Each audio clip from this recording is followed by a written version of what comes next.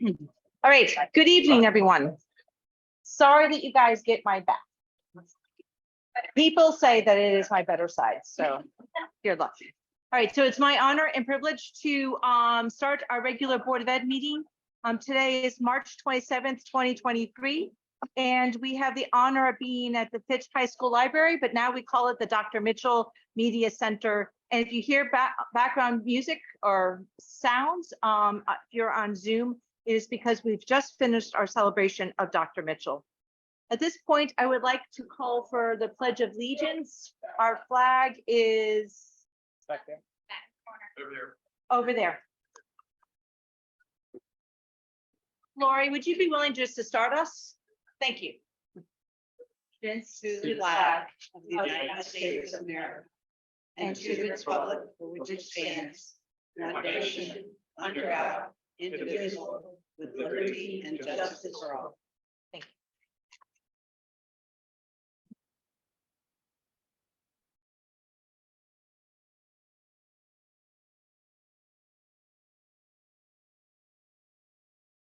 Our next part is recognition and participation of visitors and delegations. I guess it's Board Member Appreciation Month. That is true. Do you have anything to say then? Yes, we're recognizing our Board of Ed in multiple ways through the month. And we started with some board notes this past week. So we look forward to sharing some neat things for you. Thank you. Just cash. 100% raise in your salary. All right. The next portion of our meeting is called the comments from citizens and agenda items and other subjects of concern that lie within the jurisdiction of the Board of Education. This is the portion of the agenda where the board welcomes comments from citizens. Each presentation should be limited to 5 minutes or less, and citizens should, if possible, submit written comments. Presentations should be related to matters pertinent to Groton. Board members will only ask questions in order to clarify the speaker's presentation and cannot respond during the comments of citizens portion of the board meeting. Citizens should make their presentations from the this is now the podium, and state their names and address for the record. Ms. Joan, I'm wondering if you could help me. If there's anyone who's online that wishes to speak, if you could just put it in the chat so that Ms. Joan can get it and then she can relay that information to me. I'm actually wondering if Jay or Dean, if you could just be the timer, and so that when we get to the 1 minute mark, you could just flag a hand for me. Thank you very much. So, who would like to come and sit at the podium? There is no order. We should, once again, it's. Oh, sorry, I apologize. I will be first to your lovely chair. Okay, thank you. Good evening, Board of Ed members, Superintendent Austin, Assistant Superintendent Piazza, and other members of Central Office. My name is Jennifer Corbeil, and I live at 46 Ivy Fort in Groton. I'm a parent of a student in the district, and I also work as a para-educator at Groton Middle School. Tonight, I am here representing myself along with my coworkers as the president of the Groton Para Union. I am here tonight to tell you the very real struggle that I am facing every day to the lack of pay that I am receiving in this position. I gross $18,668 a year as a para-educator. If I were to take the insurance that is offered to me, I would then have to pay $7,610 a year, not counting our $5,000 deductible, which brings my gross down now to $11,258. At this point in time, I'm not able to afford to pay my rent, which comes to $15,600 for the year. Before all my other expenses, I am now negative $4,342. Therefore, I cannot afford to take the insurance offered. I have to work 2 part-time jobs to make up the difference in order to pay for just my necessities, such as groceries, utilities, a car payment, and insurance, and a phone. While I am working the 2 jobs, I am not able to be home to cook dinner and spend any time with my children, and I am often eating dinner at 10 o'clock at night. I was attending college classes, and I had to withdraw because of the need for a roof over my head outweighed the need to further my education. For this reason, I am finding it harder and harder to remain a paraeducator in the town of Groton. I am aware that all of our surrounding towns are paying their paraeducators a significantly higher rate. Myself and my coworkers deserve to be paid a livable wage for the valuable role we play in the educational system. As a paraeducator, we play a critical role in the success of a child able to make in their education. We take on many roles to ensure that our students have the tools necessary to learn and thrive in their growth. We are seeking equity in relation to these roles so that we may continue to do the job we have chosen and love to do. The other struggle that I'm having is the loss of several paraeducators each year, often during the school year, to higher wage jobs, either to other districts or to jobs outside the school system. This hurts both the students involved due to the disruption in services provided, as well as the staff, both certified and hourly, who now have to expand their workload to cover the responsibilities of the departed staff. One example is in our academy at GMS, which has lost 2 paras in February alone. That has left a hole that have current staff juggling, rearranging their schedules so that students are properly attended to. Having a livable wage could persuade some of these excellent staff members to remain on the team, giving stability to students involved who often yearn for a stable situation, and to the other staff members who rely on paraeducators for their skills. Our current wage scale does not provide for new hires, let alone veteran paraeducators, to have a quality of life. We need to be competitive with nearby districts in our wages to ensure that our staff stays within the Groton school system and not seek out a higher rate of pay elsewhere. Thank you, Jennifer Corbeil. Thank you. Thank you.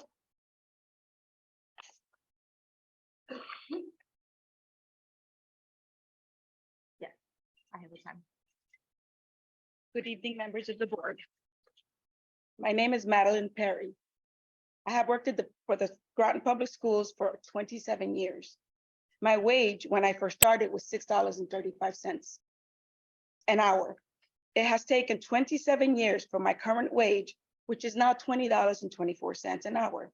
So in 27 years, I have had $13.85 raises in the public schools. I have worked for the school system. I'm sorry, since I worked for the school system. I'm nervous, I'm so sorry. It's okay. Take your time. You're doing good. I have worked for the school system, which is so shockingly, since I have worked for the school system, which is shockingly deplorable. As a paraeducator, we work with students who have many difficult and different issues. When our students are having a bad day, we have to find other places to work with them so that the other students can have less distraction. We are the ones who deal with their bad days. For this reason, I believe that we should get paid a livable wage. With the wage that I get now, I am not able to live alone because my wage doesn't allow me to do so. If something were to happen to my roommate, I would be in extreme financial troubles. I need to be able to afford a place to live. I should not have to choose whether I pay for my medications or my bills. They are both a necessity in order for me to live. It is also getting harder for me to continue with this job due to the fact that the cost of living is increasingly becoming more challenging to live on this wage. As much as I love my job, as much as we all love our jobs, and do not want to leave for a more suitable lifestyle, all I'm asking for is for a more suitable lifestyle. Security equals happiness and safety. You can provide that to me. Please take my testimony into consideration while you make your decision to let us have a better wage. Thank you, Madeline Perry.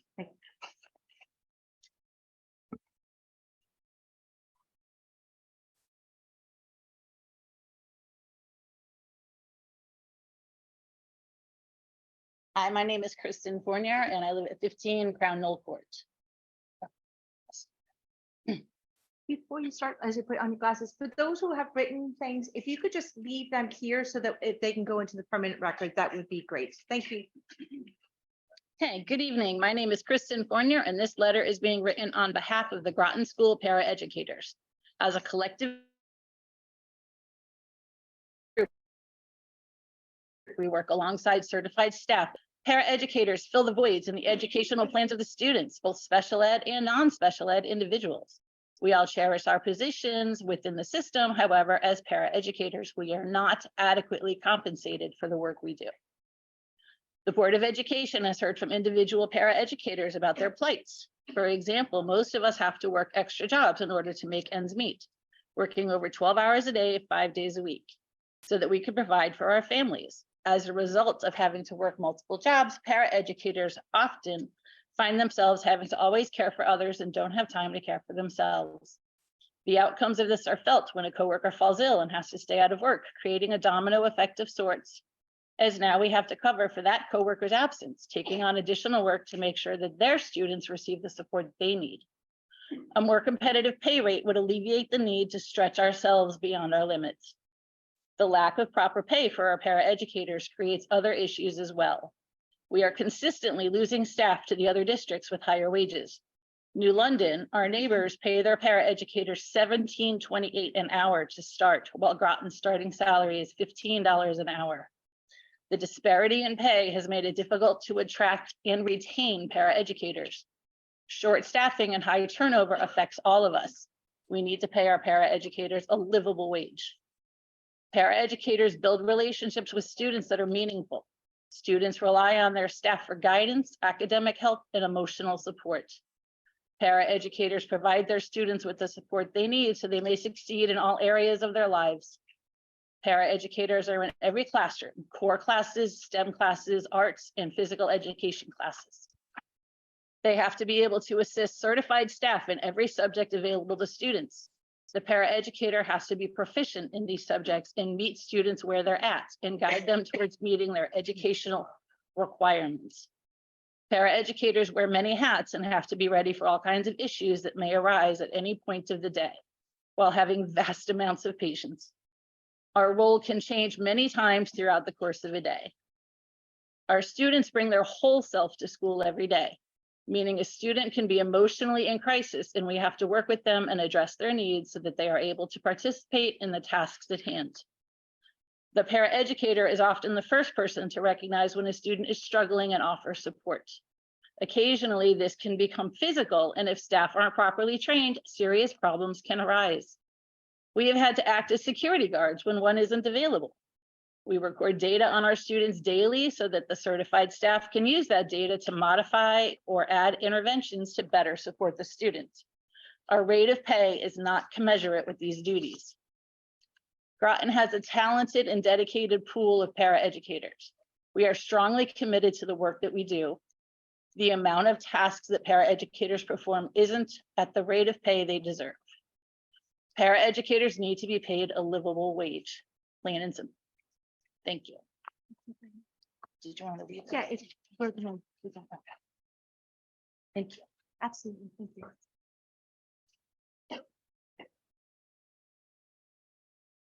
I believe that there is a woman that is on Zoom that is also, oh, and there's one here. But I will get you afterwards if that's okay. Is it Vivian? That's fine. Sorry. Yes, it's me. Thank you.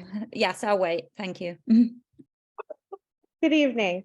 My name is Lisa Plan. I'm a resident of Groton, and I'm a parent of 2 children receiving special education services in the Groton Public School District. I am also a paraeducator. My daughter is in elementary school and my son is in the middle school. I know that the role of the paraeducator is essential to my children's success academically. The paraprofessional is crucial in providing both educational and emotional support to academically challenged students. The paraeducator also helps to build and encourage the student's self-esteem. This is so important for each of these challenged students. As a parent, I have recognized that a paraeducator positively impacts the educational success and growth of my children. Because of this, I continue to advocate for a paraeducator to work with my children. I believe there is an overwhelming need for more paraeducator positions in our schools. More students in the Groton Public Schools continue to need the extra support. There is only one main classroom teacher, and he or she can only do so much. It is impossible for one teacher to address the needs of a diverse student population with such varied learning disabilities and abilities. Paraeducators are an important asset for the teacher in helping and supporting students' learning. The parent educators in our school district deserve better recognition and increased wages. They work side by side with classroom teachers, special ed teachers, and other professionals in our schools. The student and para-educator form a strong relationship. Para-educators should be included in IEP meetings and parent-teacher conferences. They are the important link to the child's educational success. Unfortunately, our para-educators do not get the general recognition and acknowledgement for their devoted service to our students. I know that there is a significant number of para-educators who have left the Groton School District because they earn higher wages in other nearby school districts. The shortage of para-educators in the school district make it a burden on those paras that have continued their employment here. It is unacceptable that students requiring one-to-one support are not receiving it. Our children are the ones who are losing out and suffering because of our shortage of para-educators in this district. Thank you for your attention and consideration in supporting our para-educators who work day in and day out with our students. Lisa Plan.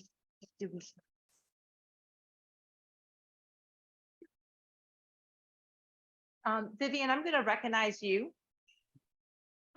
I'm Vivian McKillop. I work as a paraprofessional in Groton Middle School with the 6th grade students. Imagine working in a job where no matter how well you perform, you are treated the same as everyone who is new to the role, an employee who has no experience working in a classroom or with special needs children. Imagine a job where there are no promotional prospects, little training, and no guarantee of an increase in pay each year. It does not matter if you are the best or worst employee. There are simply no prospects or recognition. Today, I'm here to share with you the conditions I currently work under as a paraprofessional. My role as a paraprofessional, I earn $15.78 an hour. A new paraprofessional in my district earns $15 an hour. I have been in the job for 5 years, and when I took this job, I already had previous classroom and teaching experience. This is what my district chooses to pay an experienced and loyal teacher. I have shown Groton my loyalty. I am reliable and experienced, yet the district does not share the same loyalty back. I have no idea if I will get a pay increase this year or even keep my job this year.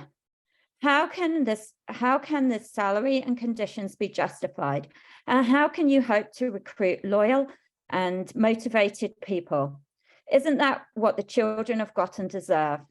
My name is Vivian McKillop, and I have worked as a Groton School District as a special education paraprofessional for 5 years. I absolutely love my job and the children that I work with. There is nowhere else I would like to work. However, the role of paraprofessionals has become less valued by the administration, in my opinion. And with the increased cost of living, I may be forced to look for other options. Let me share some background with you about myself. Prior to this position, I worked as a lecturer in business and tourism in the UK. On arrival in the US, I returned to college to add to my existing teaching certificate. In April, I graduate at opening many new opportunities, and I am lucky. I will have more options for the future. Many of my colleagues don't. There is no job progression for paraprofessionals. The options available are to leave or take a second or third job. Within my district, I currently am employed as an enhanced para. No, this does not mean I get paid more. This means that I currently work full-time with 3 students. I spend my days with these 3 kids going from to every class, and they are totally dependent on me throughout their day. I provide reading support and check their work. The only break I get is 30 minutes for lunch. In math class, I work on a completely different curriculum with them, which is provided by my special ed teacher. My job is no different from the tutors in the district, except tutors get paid double what I earn. The Groton School District is certainly getting their money's worth out of me. Even though I spend every day with my students, when it comes to PPTs, I am not invited along or rarely consulted. The person who understands the child's learning needs the most and spends their day with them is not required or rarely consulted. This makes me feel disrespected and not valued in my role. The role of a paraprofessional is essential to the support and development of a child. The support is written into the students' IEPs, and parents believe that their child is getting the full support, which is legally agreed to when they attend a PPT. Yet currently on my team, there is only one para, which is me, and at least 4 kids that need a para. I work with 3 of them, and the others are supported by my special education teacher. The other is supported by my special education teacher. Recruitment seems to be a huge problem within the district. During the year, they have tried to attract many people to the position. One para So lasted a Vivian, I day. just want to let you know you have 1 minute left. Okay. I believe that this is because of a low wage of $15 an hour. Yes, custodians, security guards, and tutors are all paid more than a paraprofessional. I believe that Groton School District should review the job of a paraprofessional, should review the job position of a paraprofessional so it will provide an opportunity for job progression and benefits and a livable wage. This would mean that schools would be able to hire and retain quality trained staff. Paraprofessionals are crucial to support special needs children within the district. The children of Groton deserve the best chance to succeed and obtain a quality education. Thank you for listening. Thank you, Vivian.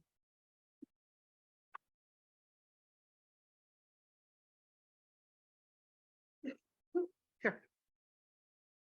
Sorry, sir. I'll get you next. Thank you. Just real quick.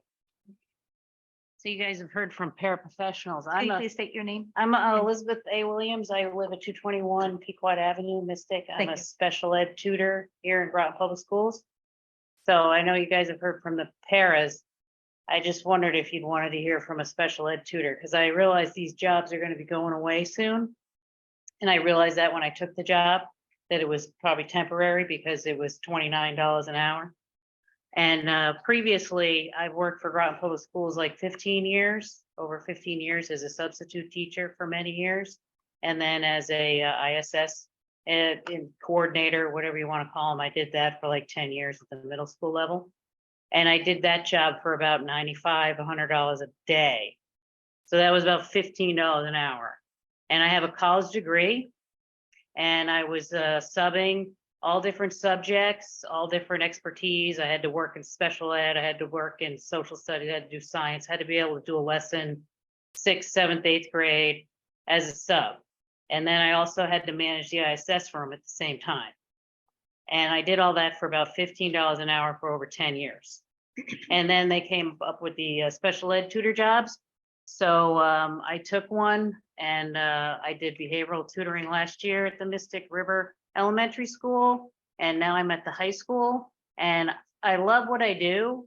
And you know what these other people here do, the men and women who do paraprofessional jobs, you know, you're in the trenches, you're in the dirt, you're in the mud, you're, you know, slugging away with the kids, sometimes literally.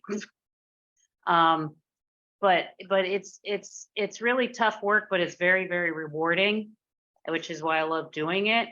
And, you know, I would really like to see, as a taxpayer in the town of Groton, I would like to see people who work for the town of Groton in the educational field to get respected and to get a living wage.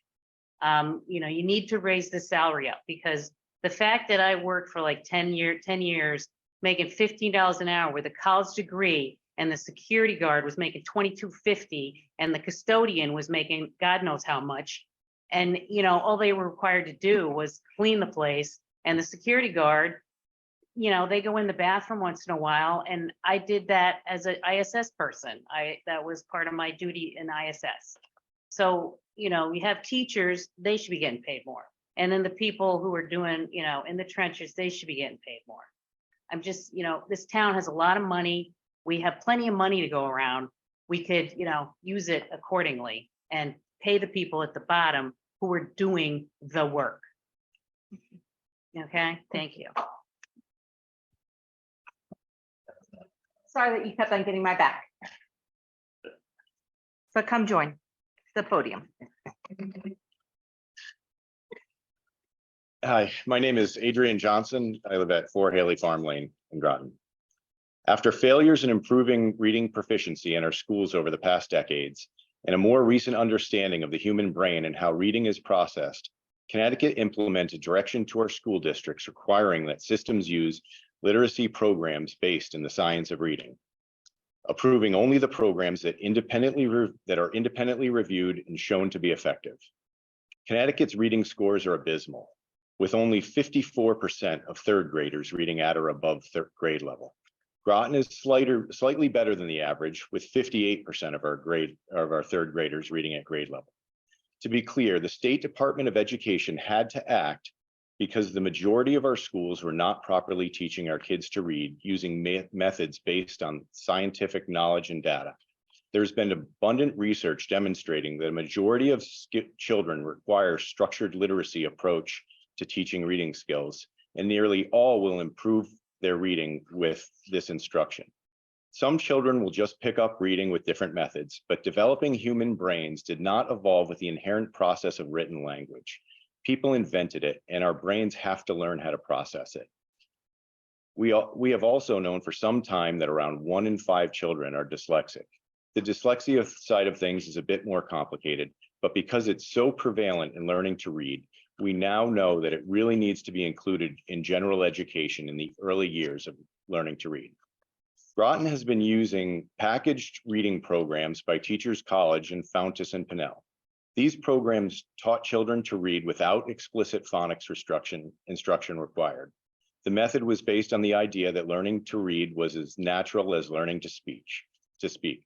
When we got books home, we were told to read them to our children and have them look at the picture, look at the first letter, and guess the word based on the contents of this sentence, known as the 3 cueing system. Now, as many of you know, this method does not work. It's not reading, it's word guessing, and teaching this to the majority of readers that need phonics-based instruction is counterproductive and a waste of time.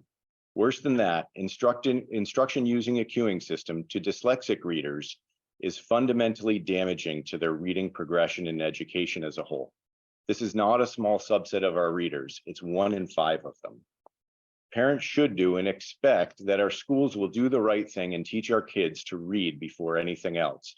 Our reading programs should be exclusively based on the science of reading, and the programs evaluated by Ed Reports or other well-represented or literacy assessment organizations. Teachers College and F&P do not meet those standards. The Connecticut Department of Education knows this and put forth a law requiring approved programs. About 3 years ago, Lucy Calkins, the owner of Teachers College, published a letter that was titled, "No one gets to own the science of that reading." No one gets to own the science of reading. In that letter, she stated, "My hypothesis is, at least for now, it's unrealistic to think that most general ed classroom teachers will be able to provide what 27 typically developing readers and writers need, while also fully meeting the needs of children with dyslexia, because those children do have very intensive and specialized needs." That is probably an accurate statement when the classroom's being taught using a Teachers College program. It's not fully based in the science of reading, and we know many dyslexic teachers can be taught in the classroom when the science of reading is used. Some readers will need additional support, but mildly dyslexic readers can be taught to decode without when taught properly from pre-K K and onward. Based on the basis for Groton's program is that we'll be intertwining a few programs using Calkins Teachers College program, Fountas and Pinnell's book program, along with picture books and a few other additional phonics-based programs. All right. Why should our children be used as test subjects when we have the programs that are rated by Ed reports, approved by the state, and proven to succeed using science-based research?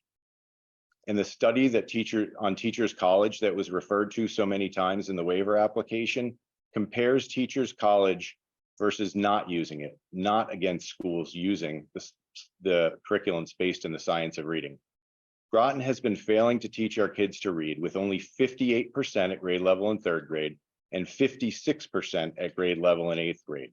Our neighbors, Stonington, have been using one of the programs approved by the state for over 10 years, and they have reading levels of 73% in both 3rd and 8th grade. We have asked them has anyone asked them if they're happy with their results in instruction using the science of reading? Let's move on with programs for our children and finally teach all of our kids to read.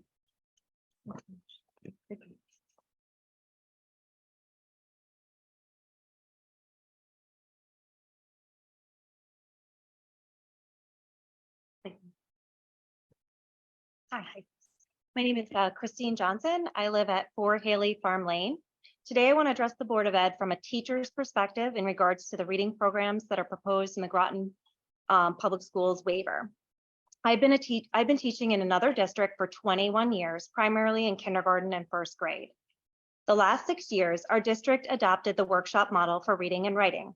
We developed our units of studies and used parts of Teachers College curriculum. For those who may not be familiar with the workshop model, it looks like this. You teach a mini lesson, and then you have the students try it, what you just taught, and then you come back to do a share.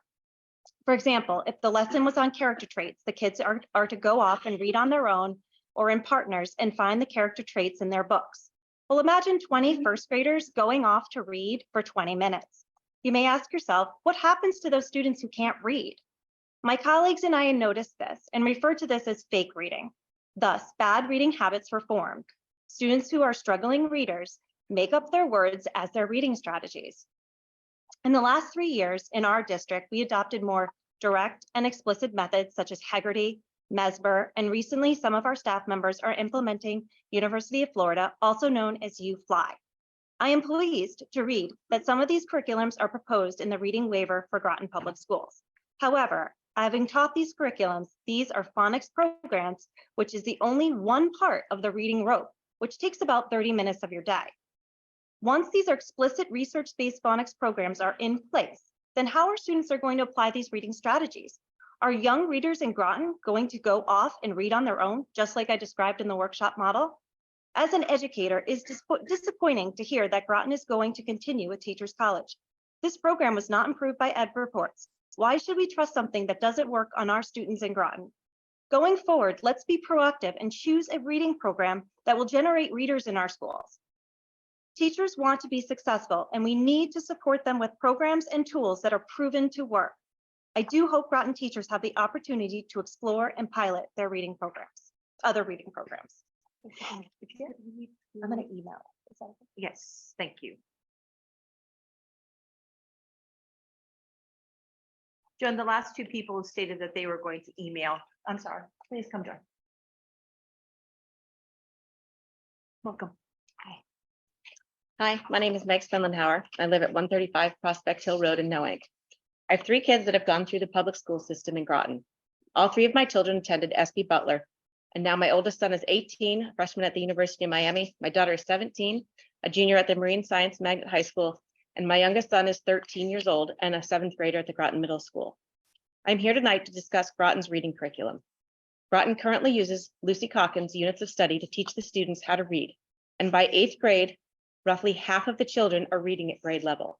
I think we can all agree failing half of our children is not acceptable, and we need to do better. Due to statistics like this, in 2021, the state passed the Right to Read legislation, which is trying to address how the districts teach children to read. When my youngest son Spencer was learning to read, he was taught with Lucy Calkins units of study. When he was in kindergarten, he started receiving SRBI, which is extra support in reading, and he continued to receive the services through second grade. In the spring of second grade, we had a meeting and they told me he was reading just below grade level and that they were going to be dismissing him because he was right on track. The current reading curriculum, Lucy Calkins' units of study, uses a 3 cueing method to teach children to read. The children are given small books with pictures and very simple sentences underneath them. The students are taught to use the 3 cueing methods because they don't have the phonics knowledge to sound it out. The 3 methods are meaning, drawn from the context or pictures, visual, does it look right, and structure, does it sound right by looking at the first letter. Based on how my child was taught to read, he was good enough at guessing what the word should be to be considered reading just below grade level. From kindergarten through second grade, students are learning to read, but in the 3rd grade, they are reading to learn. If the students don't have a good phonics-based foundation by 3rd grade, everything becomes very hard because it involves reading. The summer before second grade, Spencer's second grade, I had a neuropsych evaluation done and shared it with the school. You see, as they were telling me he was reading just below grade level, I had a document that said he was dyslexic. Even though I knew something was very wrong and they knew as well, how could I argue with them? I didn't have all the facts. That summer, I hired an advocate, someone who could guide me and help make sense of all of this. Spencer was now starting 3rd grade and he was going to be reading to learn. The first week of school, I called the principal at SB Butler to let him know that I'd hired an advocate and that I didn't think Spencer was reading just below grade level. A few weeks later, he called me to discuss a math assessment that Spencer had taken. He got a 50 when he took the assessment by himself. And then he had a teacher just read him the assessment and he scored a 90. Only then did he call to tell me that I might be onto something. There were no pictures on the math test, so Spencer's ability to guess was gone. I finally had their attention, and with the help of my advocate, I could get my son what he needed to be and feel successful. He's now in the 7th grade and reading above grade level and on the final step of the Wilson program. Dyslexic students are taught how to read using a systematic phonics-based instruction. And if you can teach a dyslexic student with this method, you can teach other students the same way. That is what the right to read legislation is fighting for. The Groton Reading Waivers is a 45-page document asking the State Department of Education if we can still use the same reading curriculum that we have been using.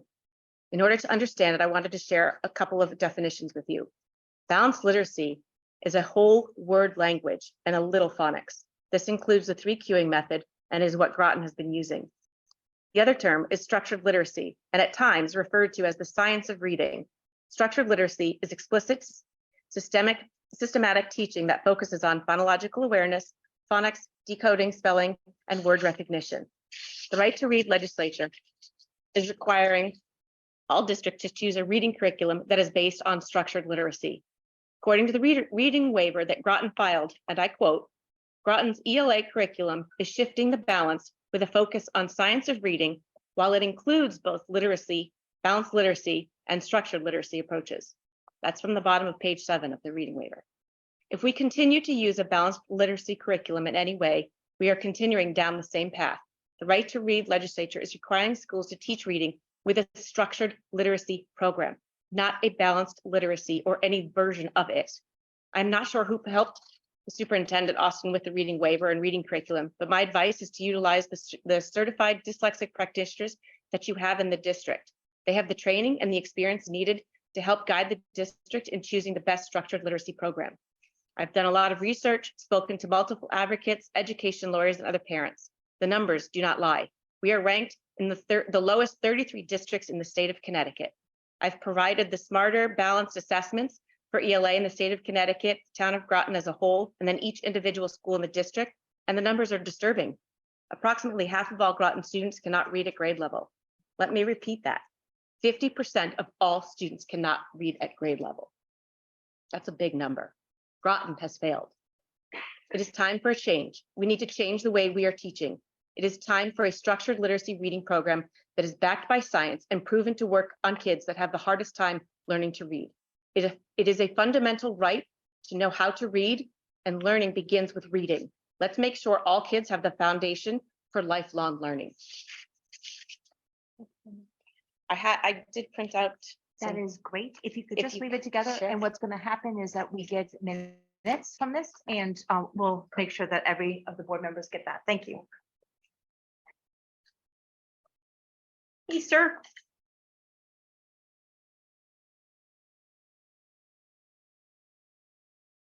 Hello, my name is Spencer Bergendahl. I live at 135 Prospect Hill Road. I have dyslexia and will be speaking from experience. Back in first and second grade, when I wasn't able to read, when I had to read aloud or even just read anything, I noticed that I couldn't read as good as my classmates, and that negatively impacted my confidence in school. Now in seventh grade and in the Wilson program at step 12.2, and I've been working in the Wilson program for about 7 years, I can say with the utmost confidence that I'm an amazing reader, and I can also say most of the kids in my class do not have the reading capability that I have, or the level of understanding of phonics that I have. It amazes me that most of my classmates can read small words easily, but the second they see a word they don't know, it is almost impossible for them to read it. Therefore, I have more confidence in class and I am able to read and understand articles better. This causes me to be a better student and a better learner. Being able to read more perfectly just feels like a part of me. And I also feel that being an amazing reader has impacted my entire life as a whole. Thank you. Thank you.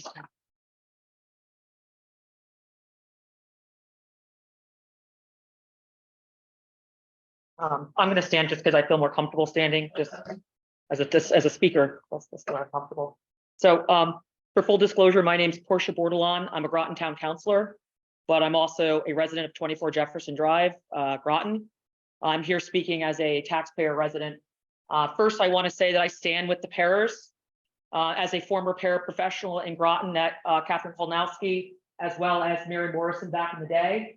It was one of my first jobs I came into after being a stay-at-home mom with a husband who was deploying all the time. That time I was paid $10 and something. At the time, I was extremely thankful because I thought I was with my kids. Long after that, did I determine that I wasn't as thankful as I should have been. And I looked at my neighboring towns and realized that Learn at the time was paying almost $5 more an hour, as well as Norwich and New London. And over time, I did leave. I also noticed that the paras who worked in, I was in a medically fragile room, which had children who had cubbies that were somewhat isolated, that we had to use PMT techniques and blocking, where you could be bit, your hair could be pulled, spit, grabbed. And the shortage that you guys speak of, I've experienced because I was bending down to read to help tie someone's shoe, and a kid came over and grabbed my hair and shook my head. So the shortage is a real thing and a concern from a safety level at all levels. So I stand with you all, and I think you guys deserve fair, equitable wages that you guys can support in our community and be respected. Not only that, you guys are frontline workers coming off of COVID. You're the ones intimately working with our students face-to-face daily in close proximities where you may be spit, kicked, pinched, butt bitten. And I feel that that should be rewarded and paid a fair wage. I also want to state, I appreciate the emails that you guys sent back to me. You know, in light of all of the cardiac arrests that were happening across our country, from athletes to even just students that were underdiagnosed with lupus, I did get a response back about the AED machines. My concern was the fact that the new wing of the high school did not have AED machines on all floors. I know you can't answer me now, but you did send numbers of what you could do. But my question is, when are we installing them? The numbers didn't say if you're going to do it or not. I noticed that the middle school had more AED machines than the high school. That was a concern. I did talk to the athletic director. He did say that you guys did reach out to him. They're purchasing more. I also want to move that Groton should make it that the gym teachers are required, not optional training, required to be CPR certified, just like our athletic coaches, because a student could have cardiac arrest at gym more likely, and that would be important. One of my other concerns is Narcan here at the high school. Addiction doesn't stop when the nurse leaves. I was told once the nurse leaves, there's very few staff that are Narcan trained. So my concern is if a child was to have a symptoms of a form of cardiac arrest or a Narcan episode, who is certified in our building after hours? I heard it was optional and there wasn't a lot. My concern is that there's kids hanging out here after school, and there should be more options for Narcan accessibility after hours in our building. The other concern I have is the vaping. Students are afraid up here at the high school to use the bathroom. Smells, they can smell it. They're not vaping just cigarettes, and now marijuana being as legal as alcohol and cigarettes, marijuana is being vaped in the bathrooms at the same levels as nicotine and alcohol consumption. There are vape detectors. They aren't perfect, but there are models out there and schools are using them. I encourage this Board of Ed to seek some money of the ARPA funds and things that you guys have available to look at ways to put in some vape detectors so that all students have the right to use the bathroom and feel safe going in there. Lastly, I stand with the reading programs that were stated today. As a son who has had an IEP and a 504, my son who had a 504 is currently in the Navy, and we worked independently to provide services for him so he could be on level that we had no support from the district for. And he, you know, was able to get his FT job as a fire control technician on a submarine now and is stationed up in Portsmouth, New Hampshire. I had the opportunity, she had the opportunity to do that. What about the children in our district that don't have the opportunity to afford these extracurricular programs that are failing our students? I too spoke many years back about the lack of a writing program. I noticed when my husband went back to finish his teaching degree and he was in the Old Lyme, East Lyme area, their reading program was this thick with grammar, vocab books and writing things on top of the reading program. Thank you. So our reading and write program has struggled. The fact that I had to teach my own children how to do cursive. Writing is a large component of the reading. I was told, well, you know, Mrs. Borderline, there's no extra help for him, you know, for the writing portion. He's reading on grade level. That shouldn't be the concern. That should not be the problem here in this district. It should be all encumbersome. It's important that we make those changes. And those numbers that were stated today were staggering. And was the same feeling that I was feeling, screaming, advocating for my own children as a mother, as a town councilor, as a taxpayer of Groton. So I stand with all of you. And I think that why are we keeping a program? Because we purchased it. Let's get rid of it and get something in here that works. So again, let's support our paras. Let's pay them a fair wage so we can get competitive people in and keep the people that we have. Let's look at our reading program and let's make sure our school safety is at the forefront of our buildings, meaning the AED machines, the vape monitors, as well as making sure Narcan is accessible and available and more people are trained and licensed. I will send everything via email. Thank you. Thank you. Any further comments?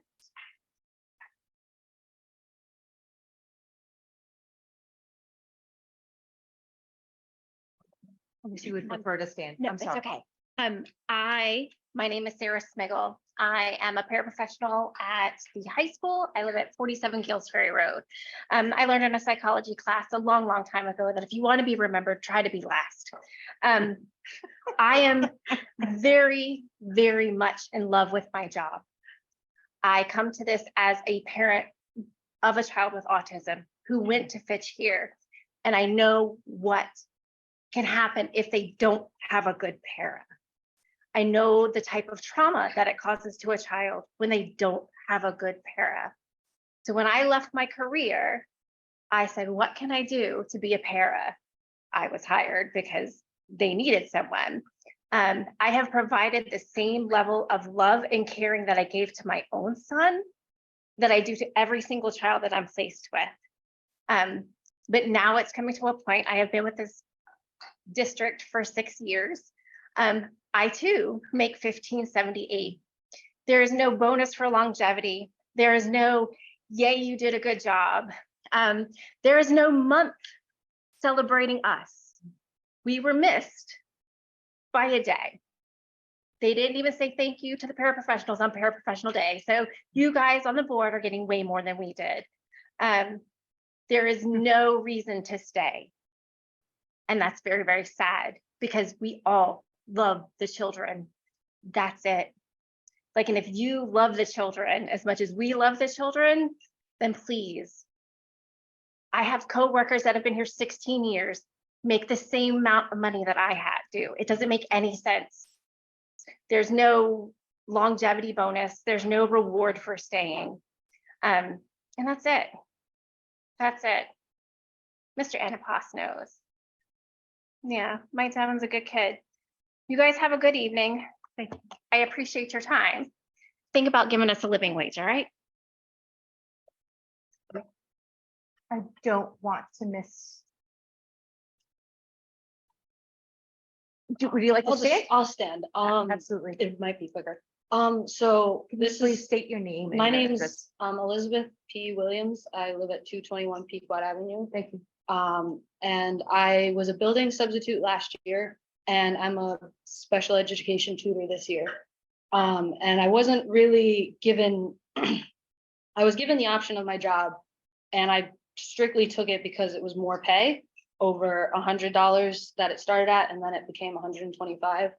And at first, I didn't realize that paras were making such a low pay last year that I thought I was making the least amount of money. And I felt so stupid when I realized that every person that had taught me what I was forced to learn when a special education teacher took over for an administrative position and just decided that I was going to be the building substitute for that classroom with no prior experience and PTSD about issues that were not even asked about, weren't, really dealt with at all. And the only reason that I did not leave was because that the paras in that room that I knew did that every day were there every day, and they were the ones that helped me, not the people with the certifications. It was them.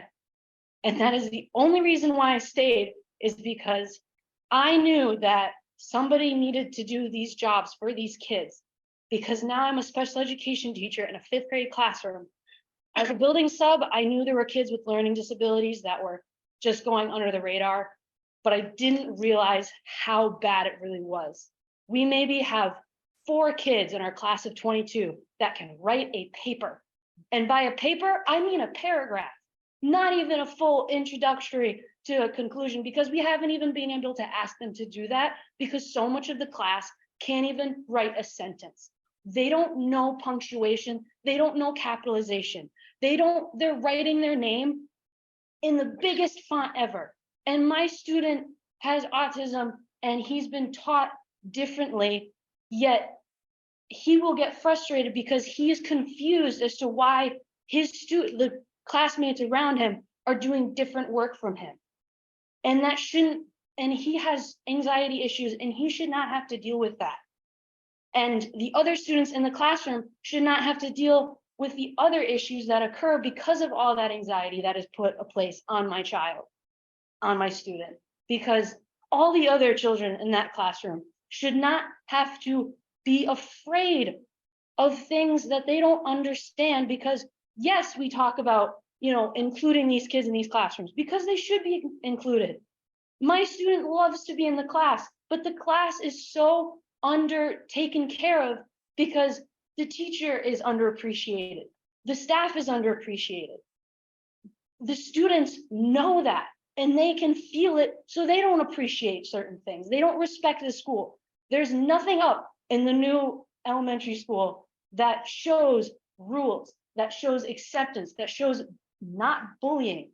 These kids are making fun of things that they don't understand, and then they feel bad about it, but they can't even communicate it because we don't teach these kids how to talk to each other. We tell them to sit down and do a test, and all they can think about is doing the work. And they're so stressed out because so many kids have PTSD from living at home with their parents for 1.5 years.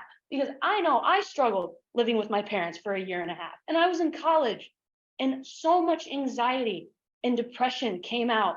And that is something that these kids feel.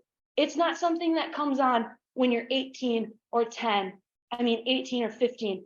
Depression from PTSD can start as little as 1 year old. It can start then. They don't know how to process things.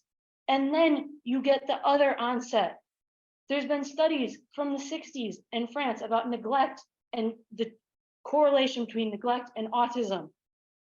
Maybe we just don't understand what that whole thing is, but we're claiming to be an inclusive school, yet we're not teaching anything about it. The education is so low because there's not even enough time for these kids to understand the curriculum and things that they are actually given. These kids are being taught math and reading, but they're being taught to take the test for the teacher. They're so stressed out about the score that they don't even know how to take the test because they don't have confidence, because the curriculum goes so fast and it flips around that it doesn't make sense. As a teacher, the only reason I understand what's going on is because I had a college education, which that I was having to close read. I was being forced to for a grade. I wasn't being forced to at Fitch, but it was on the curriculum. I did AP classes. And it didn't matter. because you can play the system if you understand it enough. But these kids now are too stressed out that they don't even understand addition or a number line. So thank you. Thank you so much.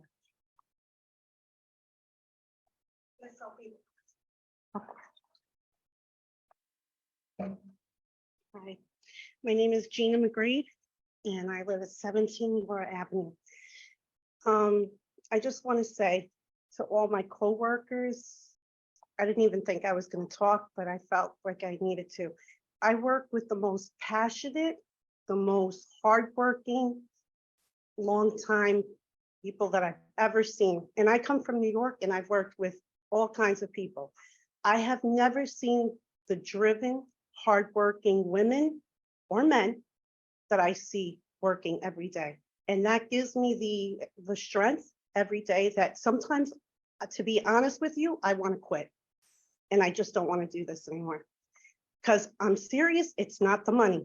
It's because we love those kids. We get hurt sometimes, we struggle sometimes, and we pull together as a unit. This is the first time I've seen us all pulling together because we need to be a unit.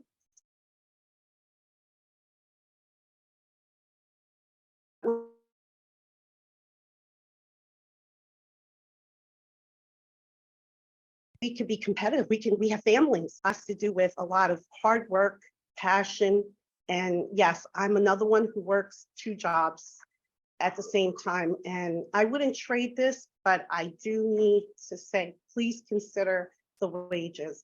And if nobody said thank you to you ladies and men, I'm saying thank you. I might not be anybody on this board, but I will tell you, you mean the world to me, and thank you for what you do every day. We are in the trenches every day, and we work really hard, and I respect every single person. And I know there's some people here that know me, and they know that I'm very compassionate and loving. You could ask any teacher, anybody here, they know. They'll always put something. Gina McGreed is a compassionate person, but it's because of these ladies behind me driving me.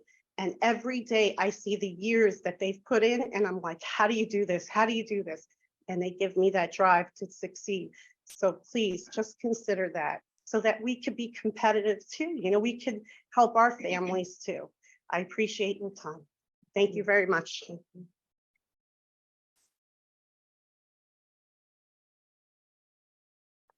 So I'm going to end the public comments of the Board of Education meeting. To the people who are our backbones of our district, I am going to ask that our board not respond to any of the comments about the paraprofessionals, even though we understand that you are the backbones and you mean a lot. You are the district, we get that, but we are going into contract negotiations, and I want to be able to have the board enter in good faith. And so I'm going to ask that we ask no further questions about that, because starting next week, we're starting up the schedule for that. So I'm not going to, we don't normally have a dialogue anyways, but just so that the board can enter this conversation with your union reps, I would ask that the board ask no further questions about the negotiations so that we can do that in good faith. To our families who come to us about the reading program, our first committee of the whole meeting, which is not a regular board meeting where we have public conversation, but we are having a working meeting where we have asked Susan Austin and her staff to come talk to us about the concerns about the reading program. And Susan and Phil, our assistant superintendent, I ask that you take a look at some of the concerns that have been said, and so that you can enrich our dialogue for that meeting. So I ask that you do that. Thank you. Or it is the first or second, I'm not quite sure, but one of the committee of the whole, all you need to do is look on our website. I don't want to misspeak, but that was the plan all along, was for us to talk about the reading program more in depth. We did have a conversation just recently, just so that we could understand the reason for the waiver, and that our next regular committee of the whole meeting, we are going to have a discussion about that. So thank you very much, but we are going to go on. You guys are more than welcome to stay for the remainder of that. can Jay, respond without getting into any. yeah, detail. For those of you who spoke tonight, it's clear, your passion came through to us, and we appreciate you coming out. Now we go into the negotiations next week. And I just want to say thank you. thank you.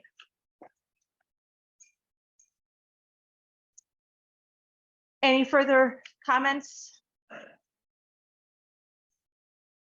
Can I have it go back to gallery successfully? Because I just, The laptop or the?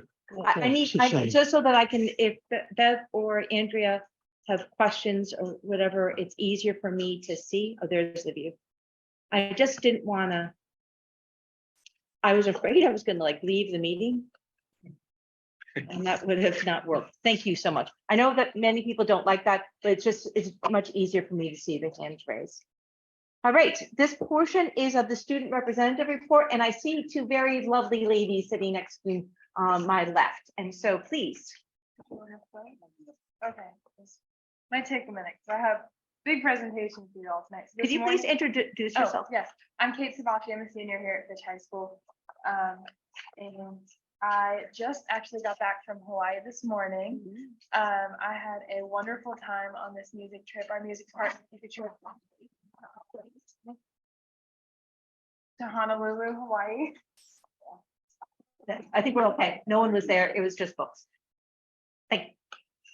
Our music department took a trip to Honolulu, Hawaii to perform at both Pearl Harbor and in the Honolulu Heritage Festival. So Mr. Russell has shown me how to screen share if y'all want to see some pictures. Yeah. Okay. Does that look right? Yay, okay. Awesome. Okay, so this is our flight in. These are the mountains of Hawaii. Yeah, let me see if I can slideshow this. There we go. Okay. So this is our flight in. It was just absolutely beautiful. And then this is a lot of people's first time to Hawaii, including mine. So, you know, mark off another state on my little map of things. This is our walk on the first day to Kapolani Park. That's where we ate dinner and just started to get acclimated to what Hawaii was like, seeing as there's a 6-hour time difference between home and there. So our first night was just kind of, oh, there's me, just kind of getting to get the feeling of Hawaii, you know, get our sea legs. This is the beautiful ocean behind us at dinner that night. There's our little group with some palm trees. This is on our second day. We did a secret island tour where we got to learn a lot about just the different aspects of Hawaii, just about the different islands and about what makes this area so special. This is actually where some of Jurassic Park was filmed. So they had different tours and such you could do, learn about things like that. But this was one where we got to go learn about the sandbar and the ocean that we were in was this tour. We'd paddle out to this sandbar, get out, and then the tour instructor would tell us a bunch of different things about like the fish and sea life and things that were in the water that we were in. Just more pictures from that day. This was probably my favorite day. We went to Pearl Harbor. It was very somber, I think is really the only word you can use to describe it. But as you can see, right between the two trees is the USS Missouri. So the USS Missouri is permanently anchored there. And that white building next to it is the USS Arizona Memorial, which a lot of us students got to do a tour of.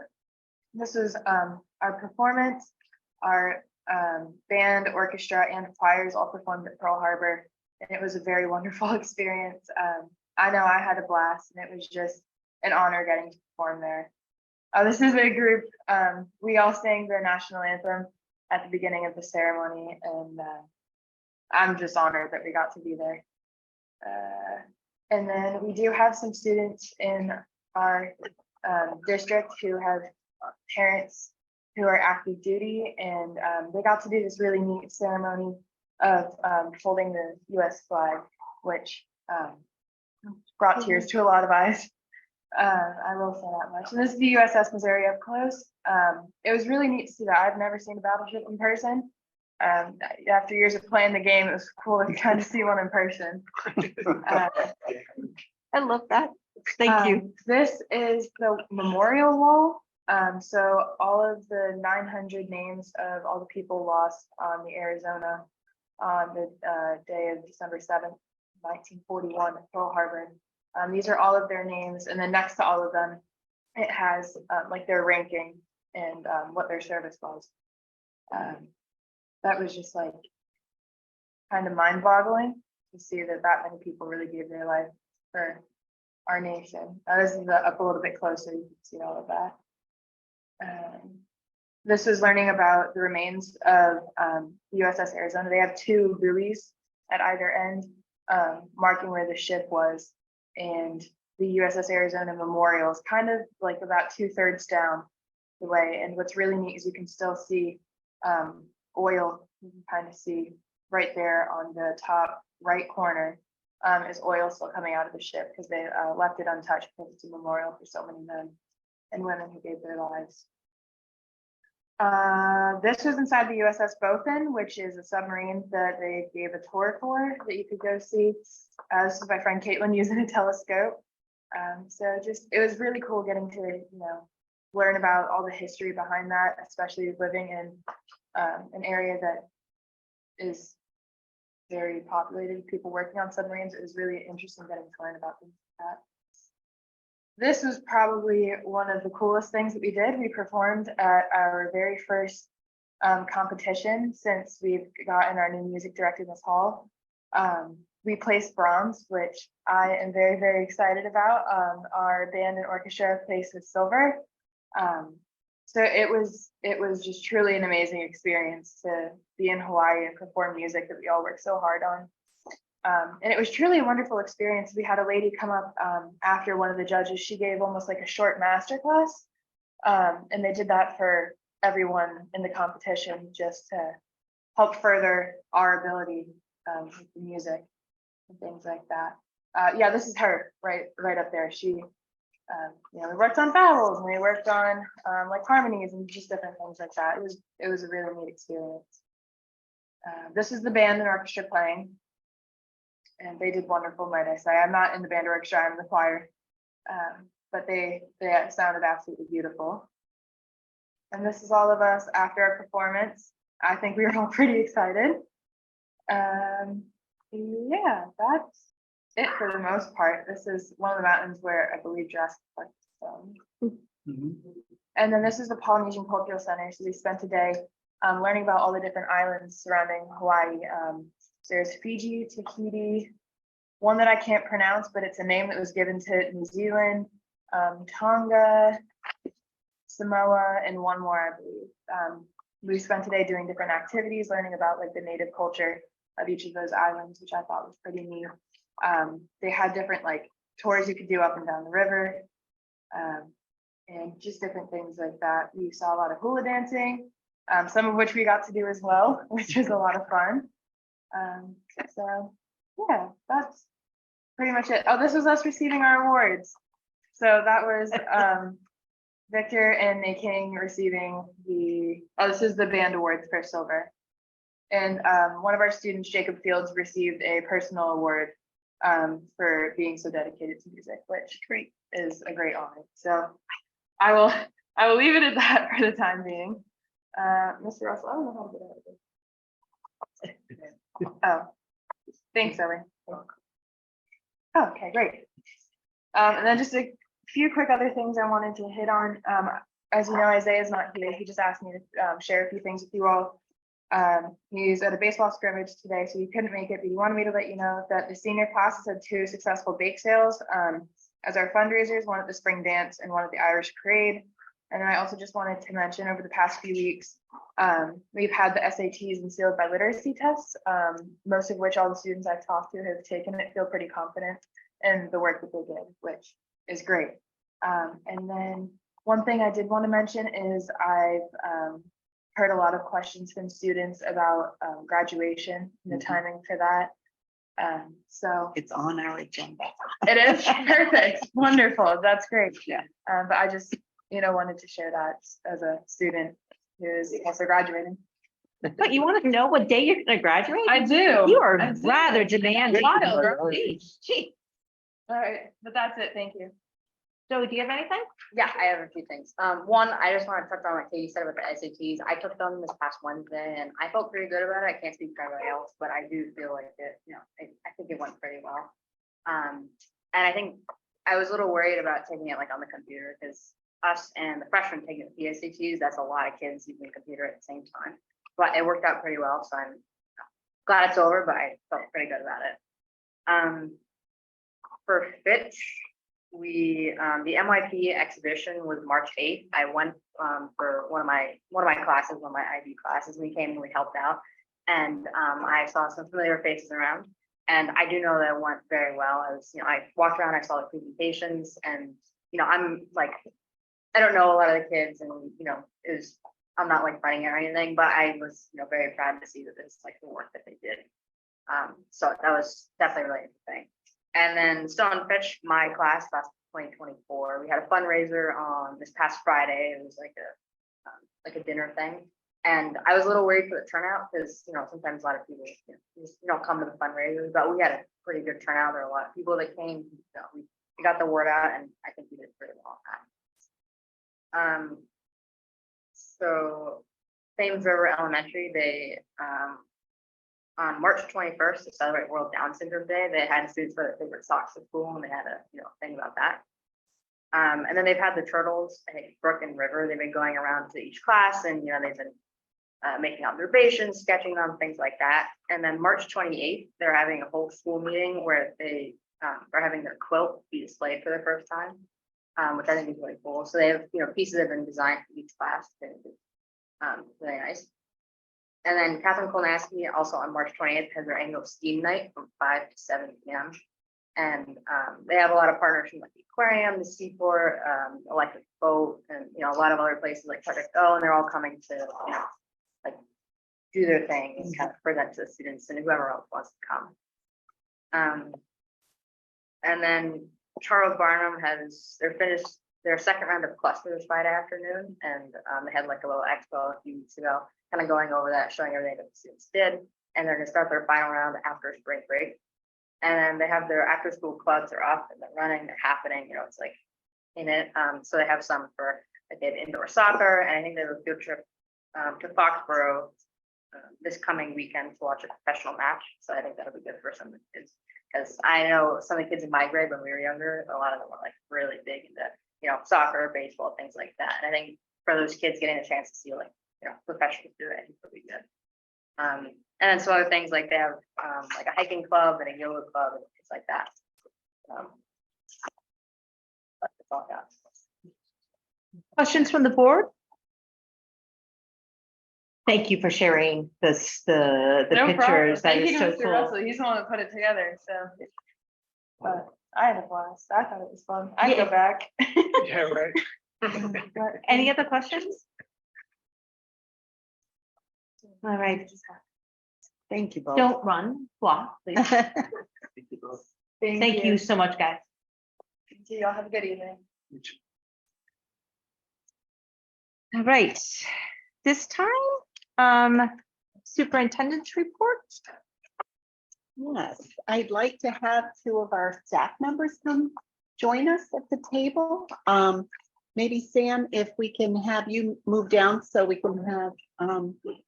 Sam, you can come right- sit next to me if you want. So if you could come to the table. As you know, we've really discussed Fitch High School in a big way in the past few sessions, and we've talked about the International Baccalaureate Diploma Program, the Careers Program. We've talked about AP and some of the wonderful training by NIMSI and some of the work we're doing there, and also the ECE, which is the UConn. And actually, it was Mr. Shulman who brought up, what about career pathways? So we thought we would round it out with talking about career pathways. Marissa, if you'd like to join us too, and just to, because you guys have really teamed on this, and shared. I know one of the things that Chelsea Courtwright, as you know, you've met before, and she actually presented to you about the career pathways. And I thought it would be nice to hear more about the pathways. We're really starting next year with every freshman picking their pathway. And we're really excited about that because that will be part of what fit students get an opportunity to do. Not that they have to stick with it through all 4 years. They might pick a couple pathways, but at least we're really zeroing in on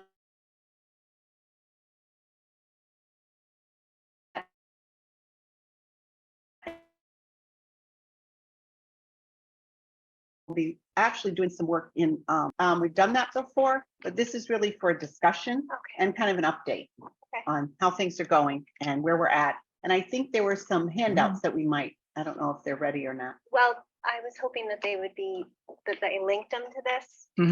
Okay, The flyers. I guess Phil knows, he's on it. Trying. And he's having a fun time, is what I hear underneath his breath. So the presentation is the same as what we had presented in, I think, the fall, late fall. I didn't really change anything on that because it's still kind of the same, other than what we've tried to do is organize the clusters so that they show up on one flyer. If we can, when we get to them, I can show you what I mean. But so we narrowed down the clusters to 4, and under the clusters are the specific pathways.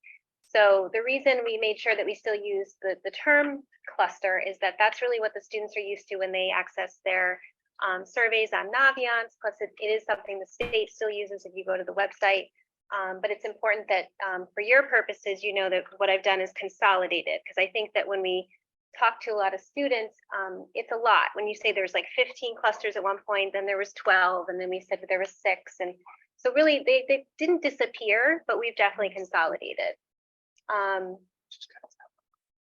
It's okay. Okay. Jay's on it. Okay. You tell me where to go. I just want to go to the last slide where it has like, I want to show the, I'm sorry, the flyers. Okay.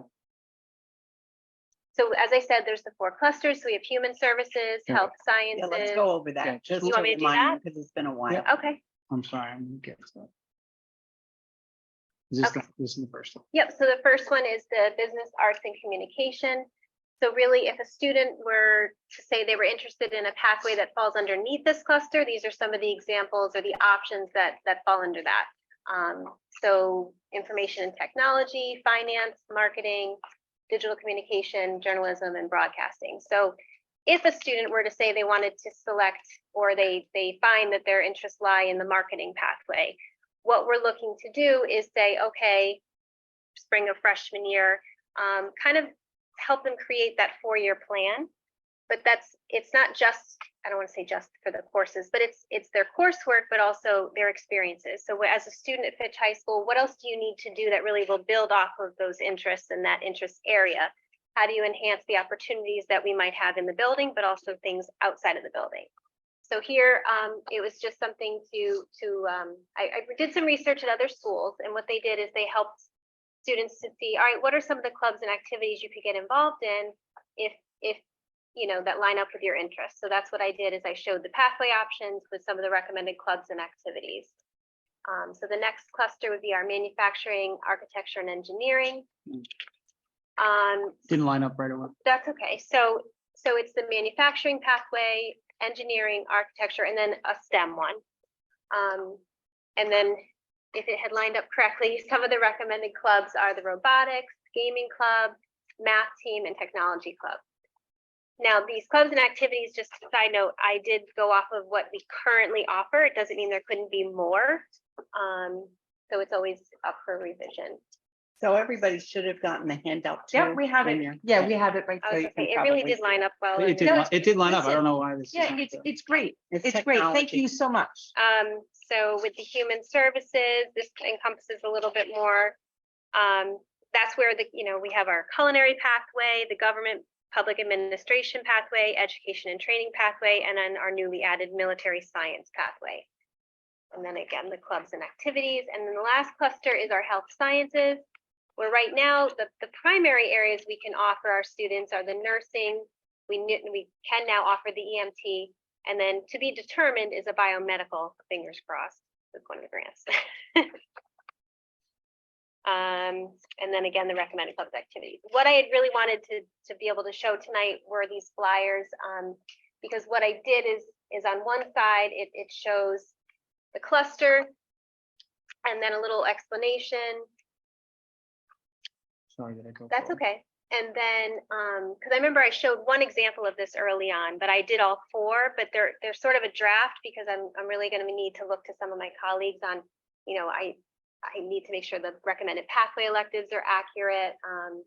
But these are some that would fall under it. And again, that depends on what they choose, right? So they're not necessarily going to look and say, oh my God, I have to take all these classes. It's really about whatever pathway they select. So if it's in business and they say marketing, they don't need to have all of those things. It's really what can I pull from that would give me the 4 pathway classes I need to really gain that distinction at graduation.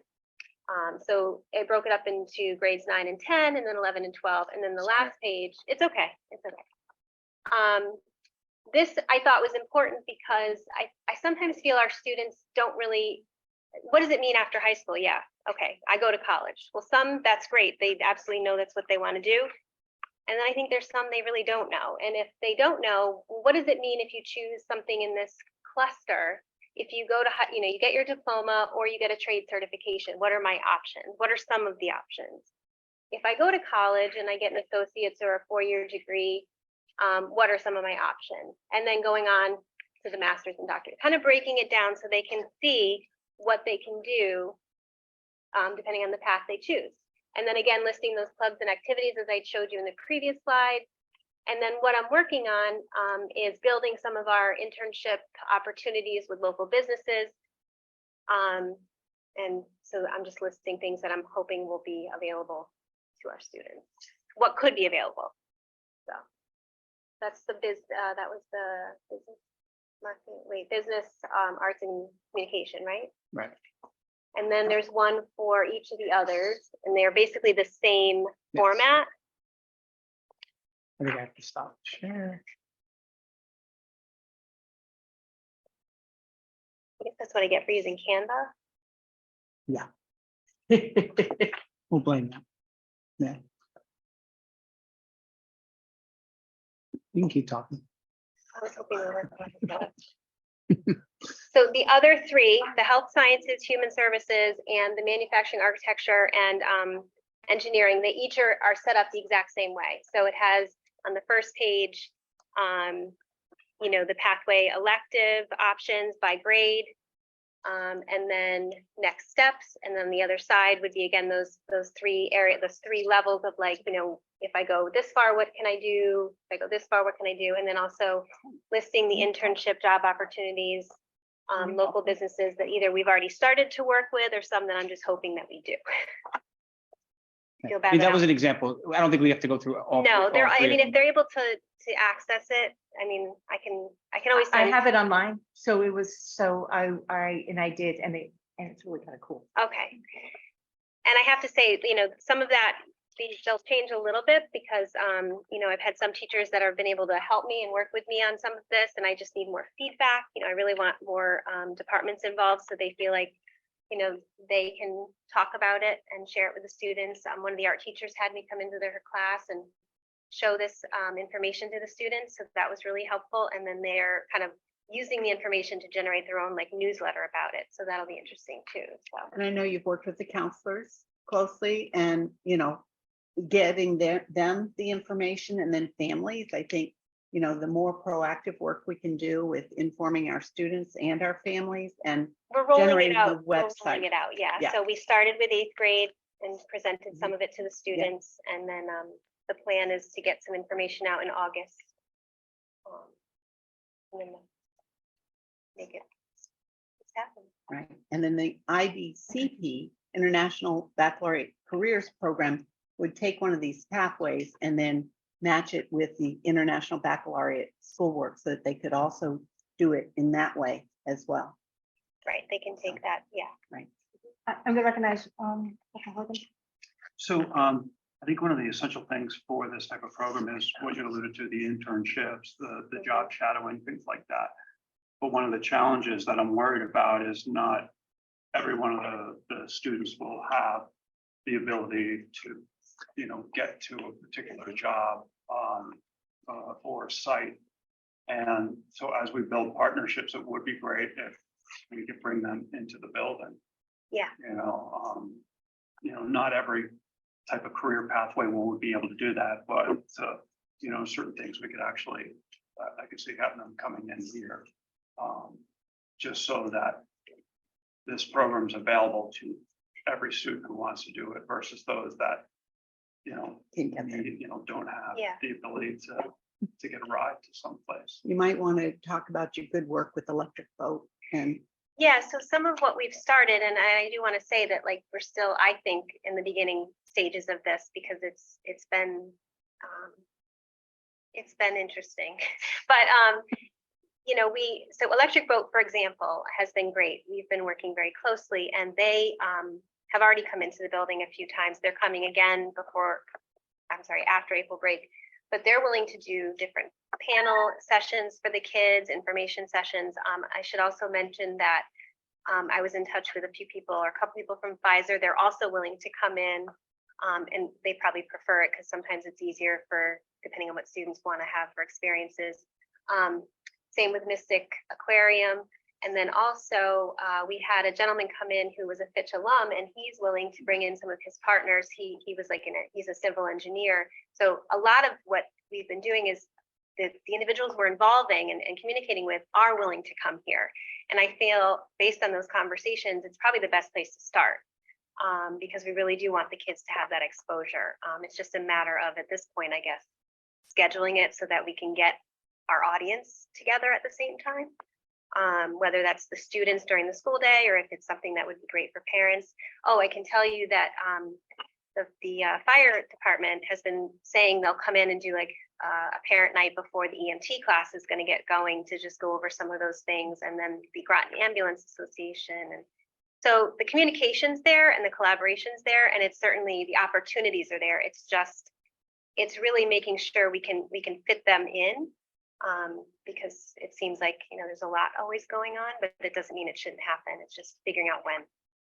So I just want to clarify too, when I list that, internship job opportunities, it's really so that it's not isolated to just that.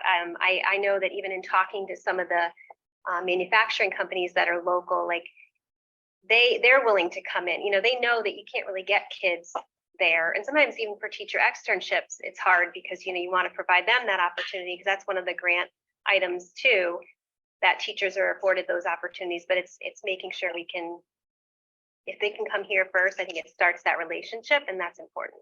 So. Dean. Thanks. The basic structure that I can recall is you get the secondary grades, and some kids go to college, some kids, instead of going to regular school, public school, will go to a trade school. Down where I came from, Grasso here.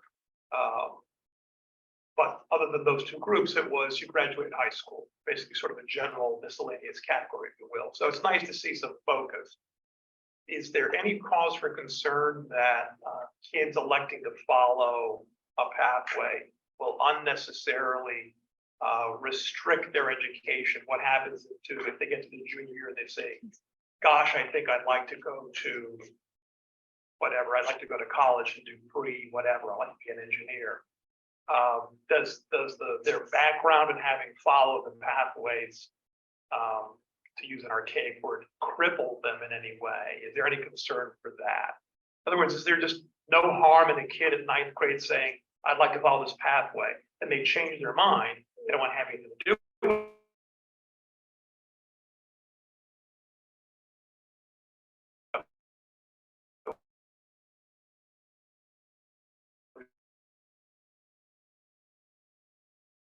Else, I just want to something else altogether. I don't think there should be a cost.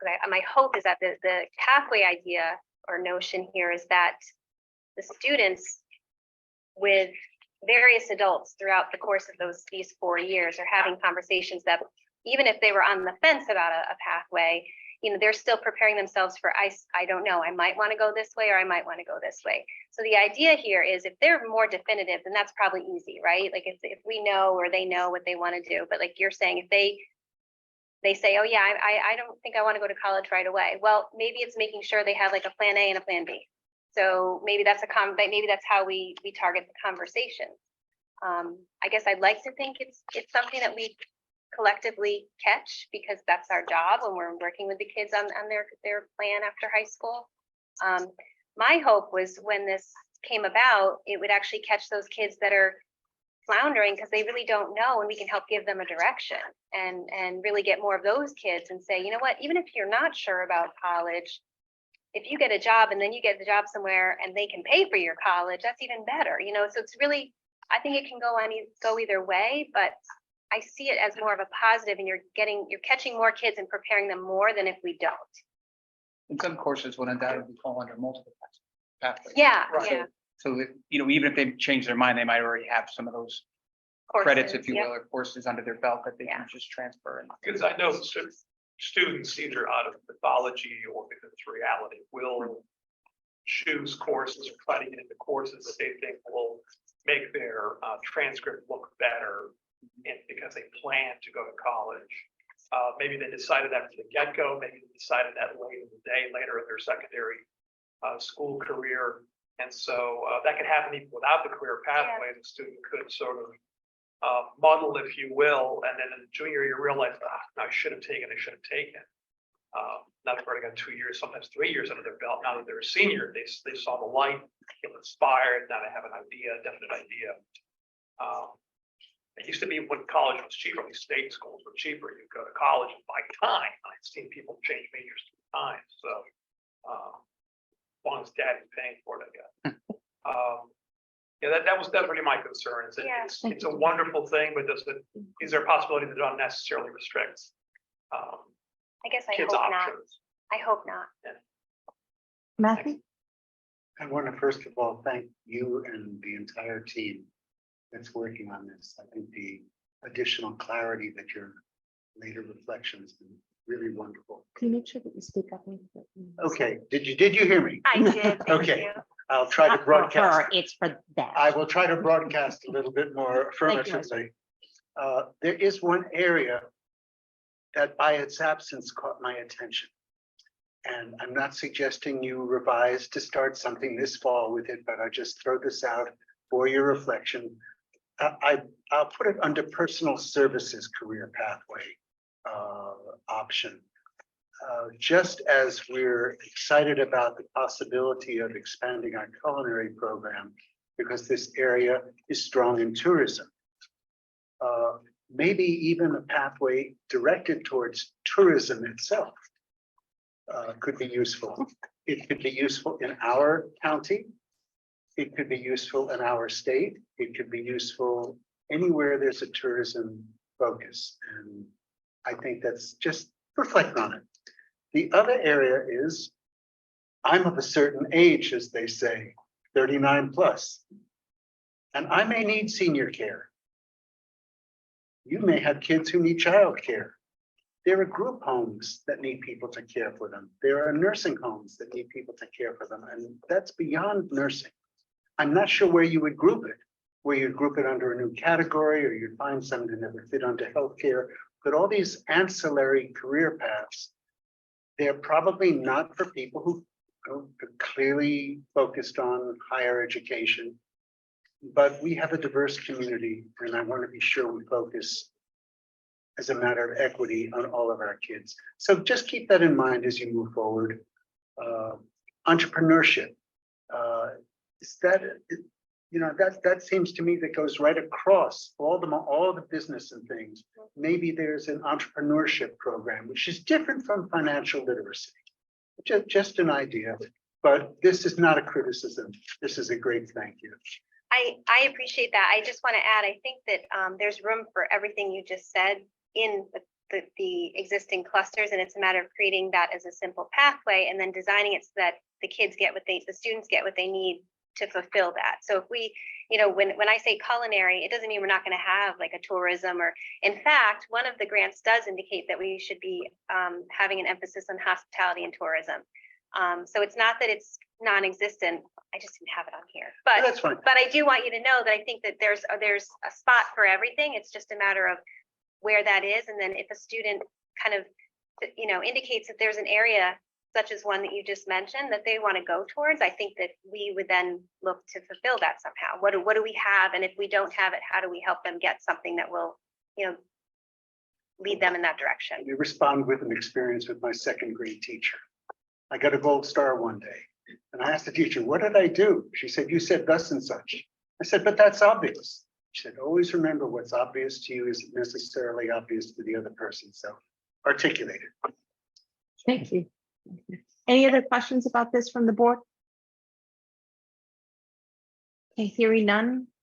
Thank you so you. much Thank you. for coming And I'm again sorry there and weren't exciting. the hard copies. I I'm can gonna go to always the- get those on. Yeah. No, of the flyers.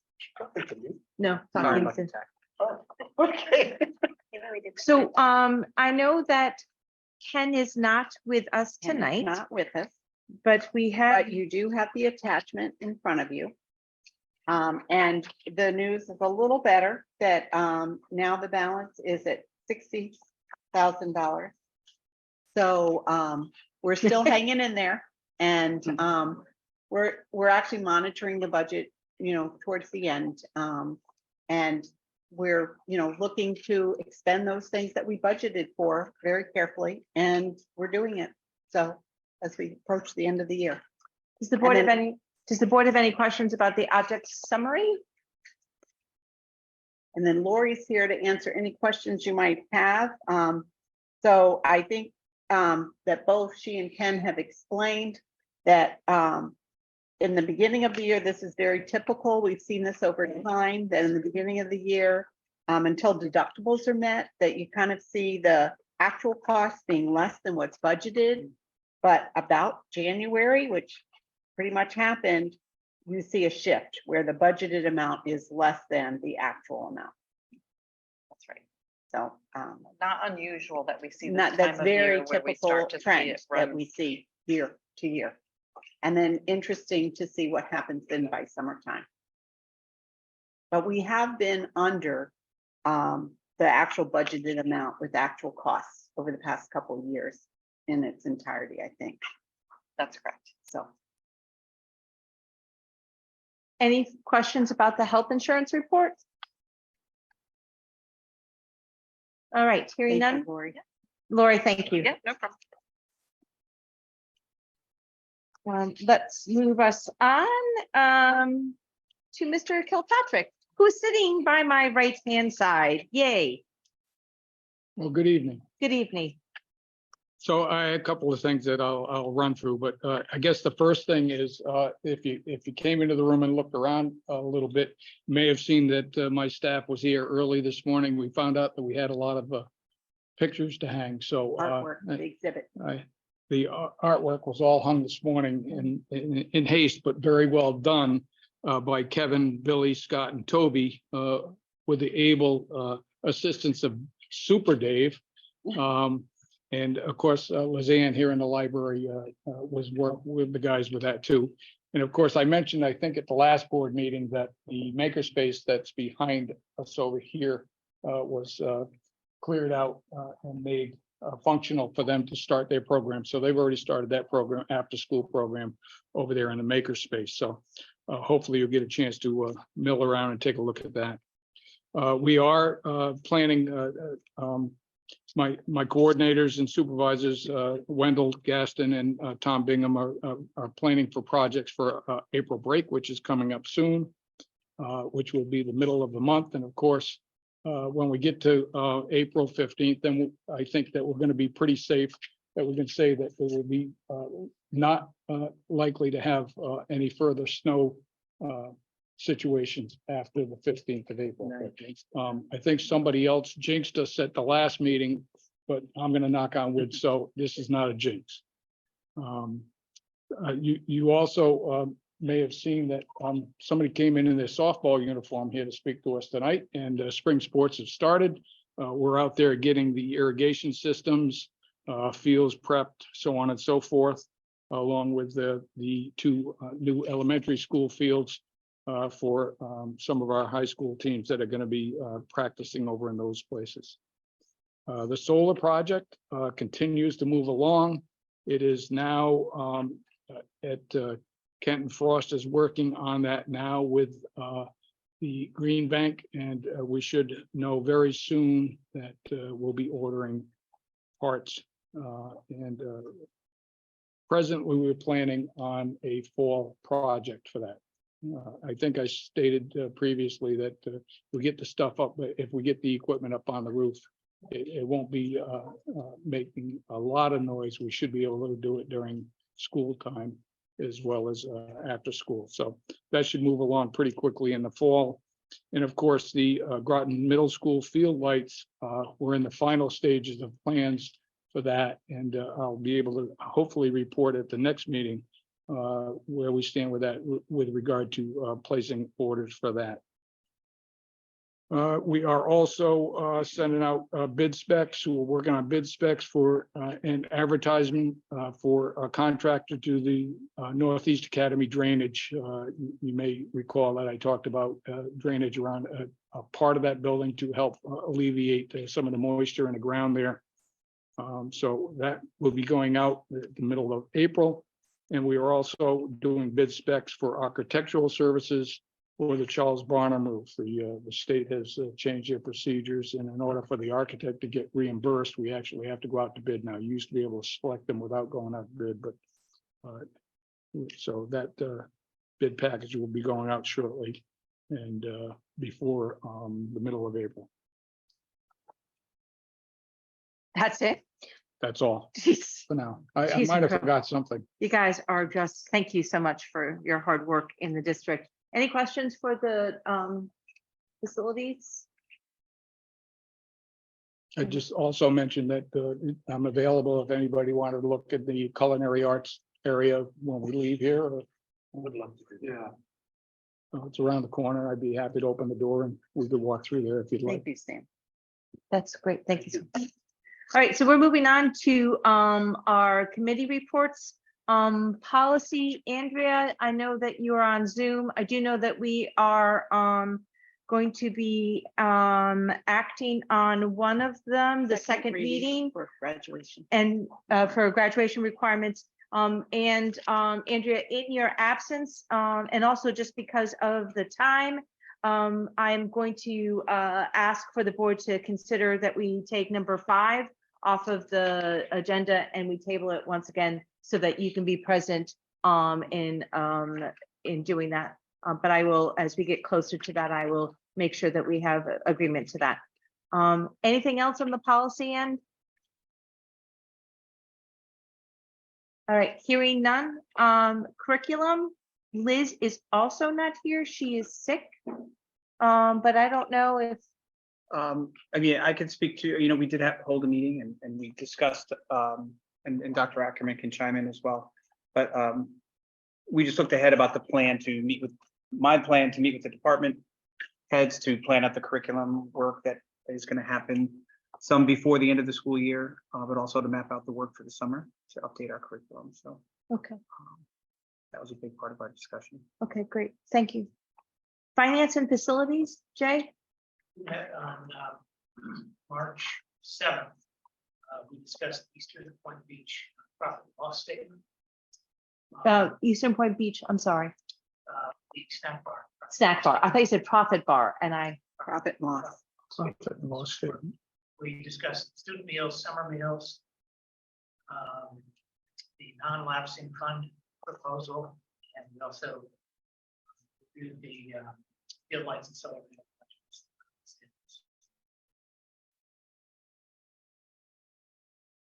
any question for finance and facilities?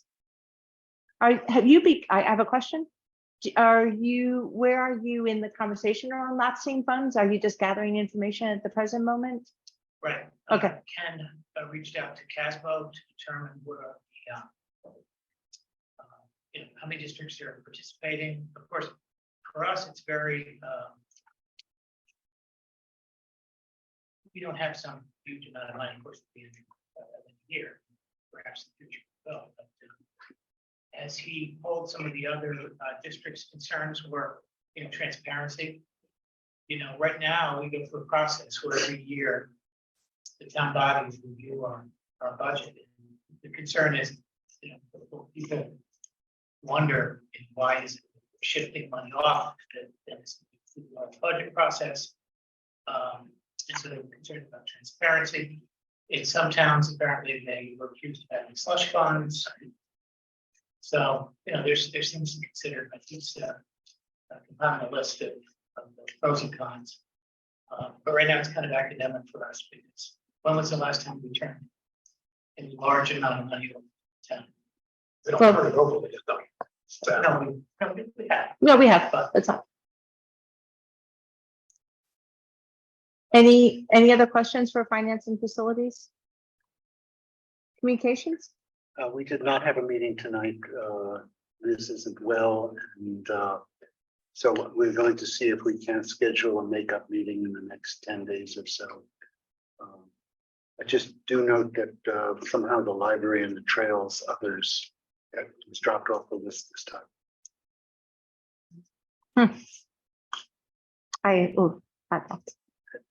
All right, so as I mentioned, next week we start at least meeting to set dates for negotiation with the para professionals, and that's going to be our next contract that we're working on. Rita is not here to report on Learn. The town council RTM Board of Ed liaison was scheduled to meet during our April break, and that I've sent word out to get that rescheduled. And once again, that is on a that's on a quarterly basis now. And the liaison meeting for the AGSA, GEA, and Board of Ed. We just met last week. I think it was last week. I think we really didn't talk about anything new from our last liaison meeting. That's sort of how it feels. I guess there is there was a listening tour that was done by the Connecticut Board of Education around the SEDS program, which is the implementing the data into a computer program. And I guess many districts like Groton are really having a hard time inputting the data, getting the data to work, getting the program to work successfully. And it's still taking a lot of the teachers' time. And I don't think that the person that was giving the listening tour actually had that as an agenda item, but I think that they stopped their presentation and they heard at least that's what was happening at they're going to the different regional education service centers. So they started at Learn and they will go on to the other ones across the state. We did talk about VNA. It seems that there's still some what's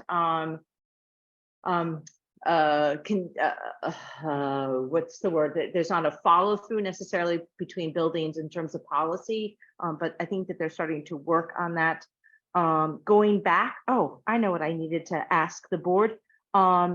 Beth Kohler, who is the chairperson of the GEA, they suggested that maybe the board, the leadership from the GEA and the leadership for the administration union come together to do a strong letter to the State Board of Education to kind of state our concerns about how much of our staff time. I mean, actually, Peter Bass, who was one of the principals, who actually spoke to the fact that his staff, the students are not getting necessarily everything that they need because the program is too clunky. And so to really kind of do a united front around talking about our concerns about, we understand where the goal is, we understand to streamline it, but it's nowhere near streamlining. Am I catching that conversation? They did say they wanted to write a letter to the State Department of Ed. Yeah.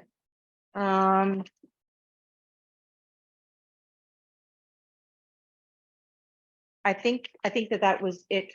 That once again, it was our major, and our last of the year is May 25th It's at Mendy.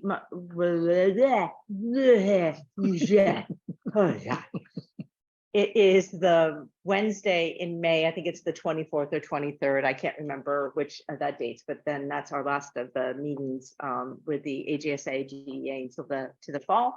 Groton Scholarship, I know that Liz is not here and I did not get a report from her. Athletic fields. They haven't met, however, Parks and Rec, I guess, is doing the feedback on the plans, potential uses for the Portchester property, and so time is about the site. What are people to go to that? The future of that property, and then I assume that will open the way for The fields, fields. especially the Groton. And I, the State Council for Military Children, it's spring meeting, but it hasn't happened yet, I'm assuming. Not yet. Okay, and trails and library, and I believe, Matt, if you could just attest to both of them, that would be great. So with regard to library, at their last meeting, they're planning for their 23 summer reading program underway. Susan, you'll like it. The theme is submerge yourself in reading. Love it. I thought you liked that. I'm not sure that, I believe there's been real good communication and collaboration between the school system and the library. Just more of the same to happen this year. Library had its own policy on reviewing library materials. Actually, they're calling them library materials as inappropriate when somebody makes a complaint. That policy, we're going to be looking at something similar. I guess you're going to postpone it to a further meeting to policy, but their policy requires that every complainant must be a Groton resident, must have read, viewed, or listened to the entire material, must be specific in what one finds objectionable, how he or she thinks it'll affect library patrons, and the material review decision would be made by library staff. There's an appeal process. The Councilor Bordelon raised a question about Narcan training. I don't know what we do or don't do in that regard, but the library has provided Narcan training in the past. And if that's something you're interested in looking at, we can chat with Jennifer. You can also see our good friends at GASP too, about what they have along with the police department. That's good. Okay, with regard to trails, it's a follow-up to what I said last month on the Cobb Family Park Braille Trail update. Mark Berry reported that he plans on moving ahead on a vision-impaired hard surface loop trail wide enough to accommodate 2 wheelchairs side by side. They're going to use a Microsoft Soundscape application, which will not only describe terrain, flora, and fauna, but there'll be a radar-like function so that somebody can see if there's something on the path that they shouldn't bump into. Following Mrs. Manzione's interest in engaging her marketing students in real-life design of a marketing plan, Mr. Berry visited the Fitch class to share the project concept and begin discussions about possible involvement. More news as this develops. So that's exactly what we want, is it's getting engaged in real world projects to benefit Groton. Thrive 55. As an outcome of that, Mr. Berry reported that the same class visited Thrive 55, which would like their assistance in designing a new promotional brochure. I don't know the details, but we'll share them as they come. Hats off to Ms. Mazione and the administration for allowing it to happen. So Matthew, I just wanted to say, I really appreciate how much you have in your time of being on the board to really synergize a lot of the different departments in Groton so that we're working towards one goal. And your energy and your drive to that is just really appreciated and admired. Thank you. And I appreciate not driving you under the table all the time. Yeah, yeah. Never happens. All right, I am moving. Okay, so our one action item is the consent agenda, which is all matters listed under the consent agenda are considered to be routine and will be enacted by one motion. Points of clarification will be allowed. Can I have a motion for that, please? So moved. I have William and I have Dean seconding that. Let's say that seconding that. Any discussion? Hearing that, all those in favor of the approval of the regular meeting minutes of February 27th, 2003, which is attached, please say aye. Aye. Oppose, abstain, that motion has carried. Our next old business, Jay, if you would be willing to read the motion, please. I move to approve policy P 6146 graduation requirements. Second. Can I have a second, please? I have William again for a second. Any discussion? Just a comment. I've raised the comment because I want to acknowledge that Liz has expressed her desire that we give consideration to an additional credit to increase the number of social studies credits from 3 to 4 years to put it in line with the other major zones. I can't speak. I don't know what she would have raised or not tonight, but for my part, I'm looking forward to her looking at the data and considering that if we don't add it this year, which is fine. Yeah, I think in the future, we are going to collect the data though, because I do see that most of our students are doing 3.5 because we have the 0.5 civics course, but we'll get that data and share it with her and all of you. Yeah, thank you. No, thank you. Any other discussion? All right, hearing none.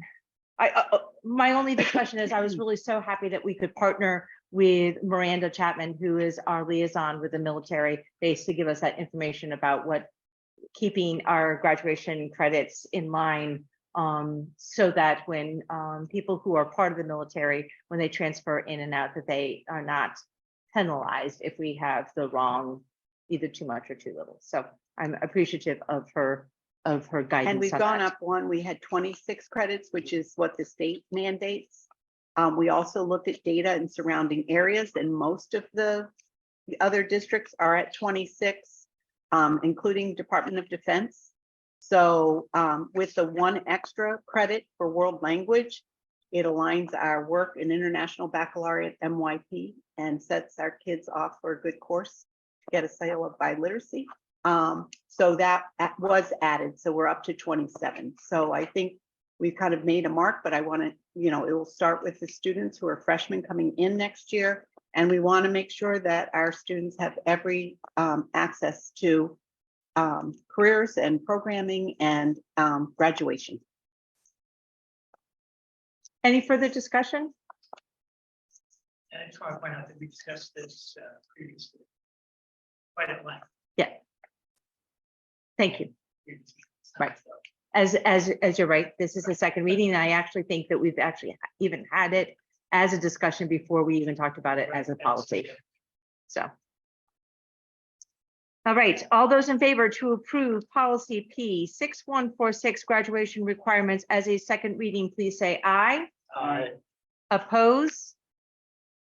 Abstain? Motion has passed. Your patience. I know. Thank you, Yvette Thank you so Morales. much. Please come and join. I would love that. While she's transitioning to the table, I am just going to ask the board a couple of things. Could we please move Ernie's? She can sit here, she can sit there, she can sit. There's plenty of seats. That we move the new business 3 and 4, which is about the food service program. If we can move that next, can I have a consensus that would be okay? Sure. That's fine, thank you. And then also, while I'm asking for consensus, can I please say that number 5 in Andrea's absence, and also in terms of time, so that we can have a good discussion about it, I'm asking that we table number 5 again, which is the library materials. Do I have a consensus for that? Do I need a motion to table it? If it's safer. Sure. Dean, would So you give me a motion for? He moved it first. He moved it first. I'll second it. And you second. All those in favor of the motion, please say aye. Aye. Oppose, abstain, motion has carried. Sorry, Kim, I didn't get the second. That was me. Dean. And the first was? Matthew. Matt. Thank you. Thank you, Joan. So I appreciate you coming back. And I appreciate you coming back, and it looks like there's lots of stuff that might have changed. And so I am wondering if you could kind of speak to that.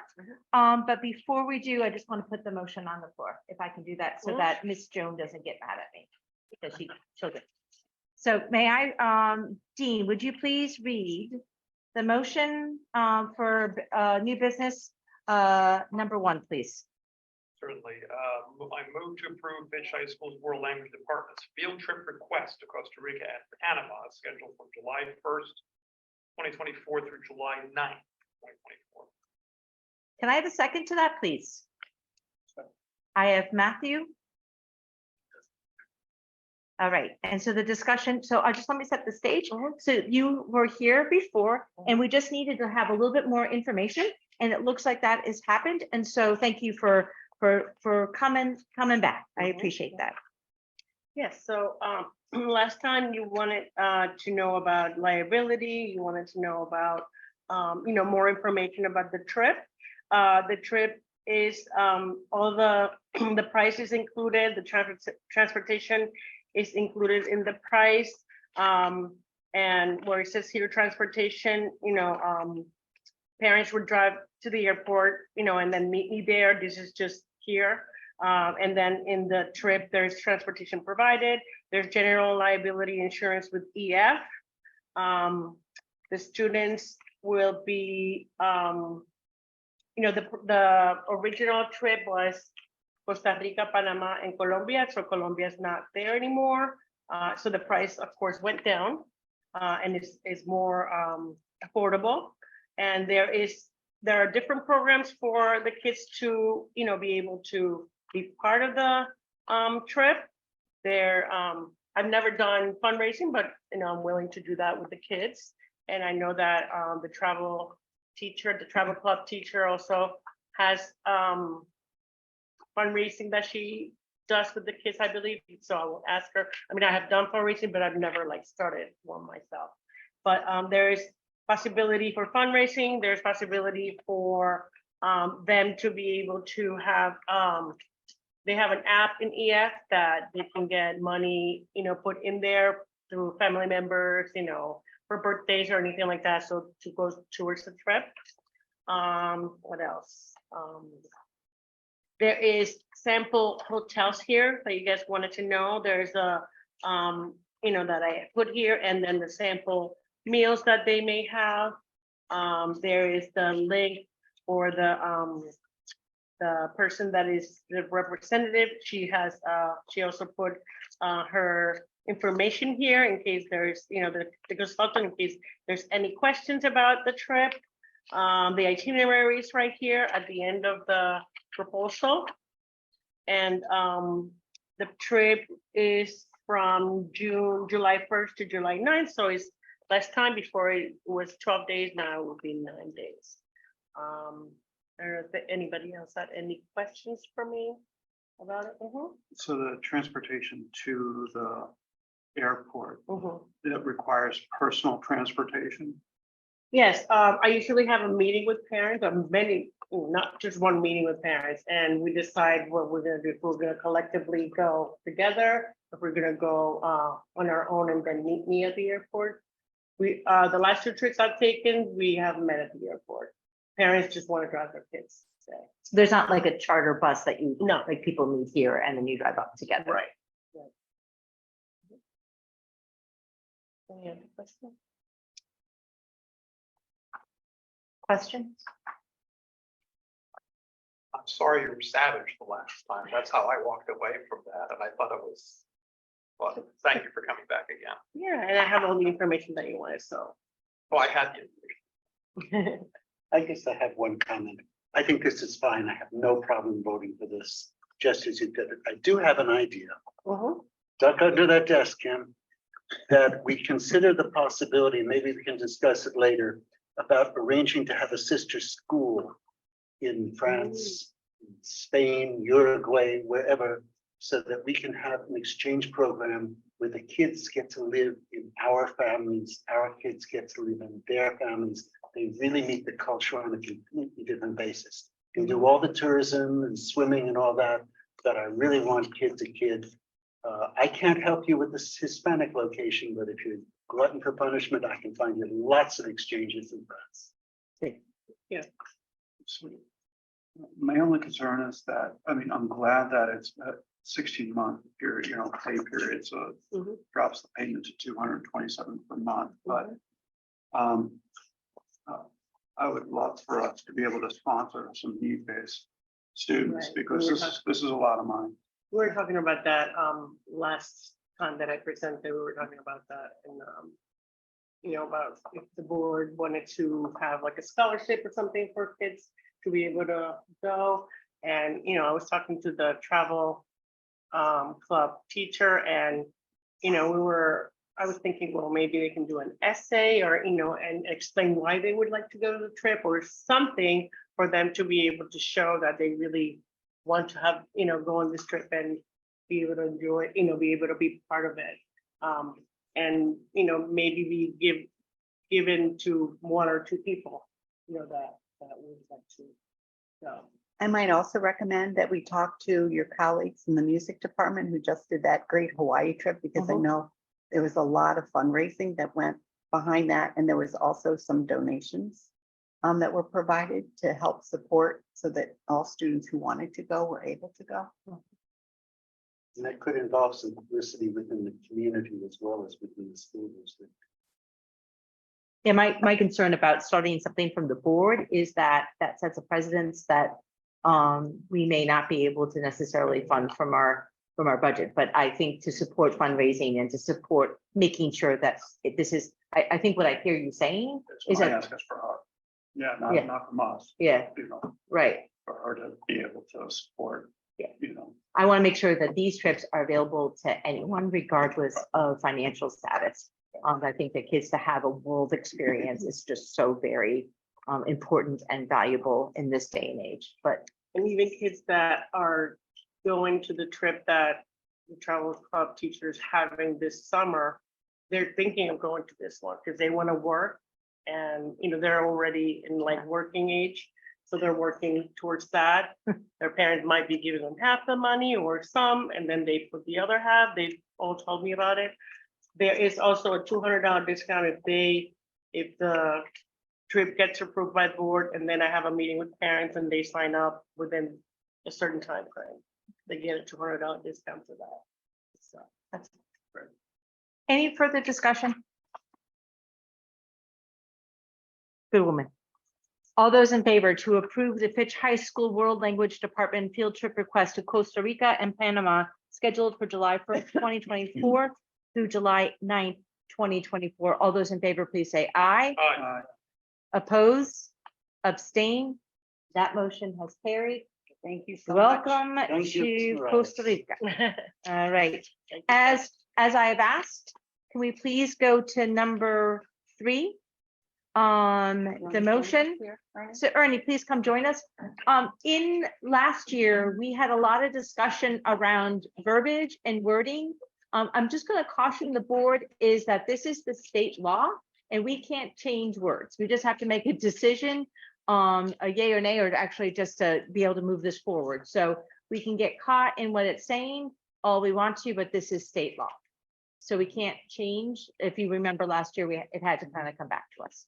So, Matthew, would you be willing to read the motion for number 3, please? I move that that pursuant to CGS section 215F, the Groton Board of Education certifies that all food items offered for sale to students in the schools under its jurisdiction and not exempted from the Connecticut Nutritional Standard published by the Connecticut State Department of Education will comply with the Connecticut Nutritional Standards during the period of July 1st, 2023 through June 30th, 2024.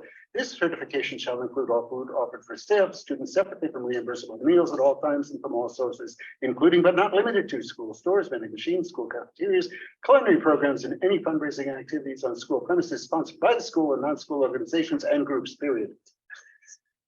I just felt like I was listening to my reading app and I went to the speed to 2.0.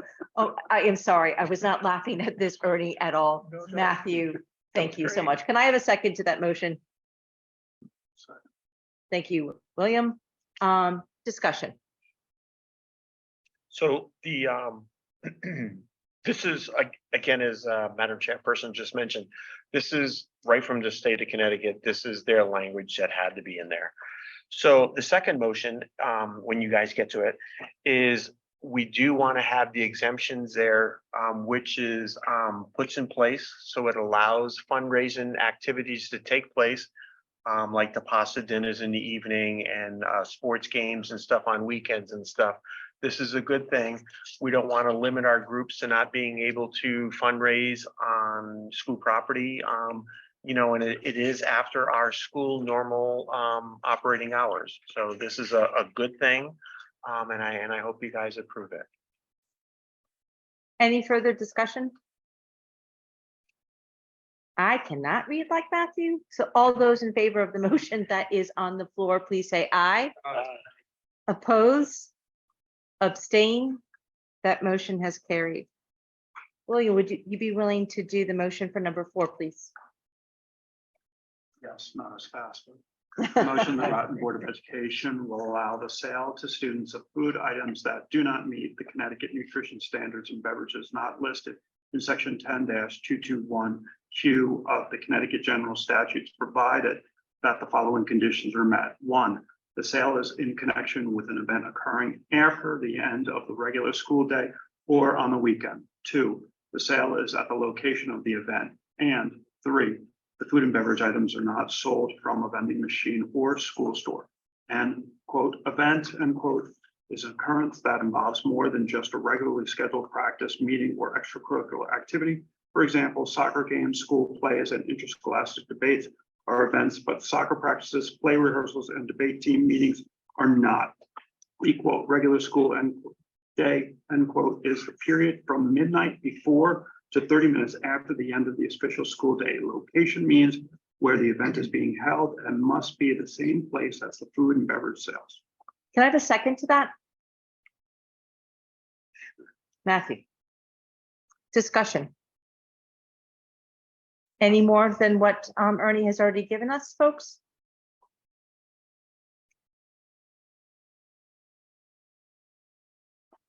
I would ask that we take comments whenever you implement a policy like this. Let's have some feedback from people. Let's see how it all plays out. And if there's a glitch in here that we've been unintentionally worked into student sales, then I'd like to hear back from people. Something like an unintentional result of adopting this. Okay. Do you see any glitches to that? At the moment, no. but Okay. I can give feedback. Jay?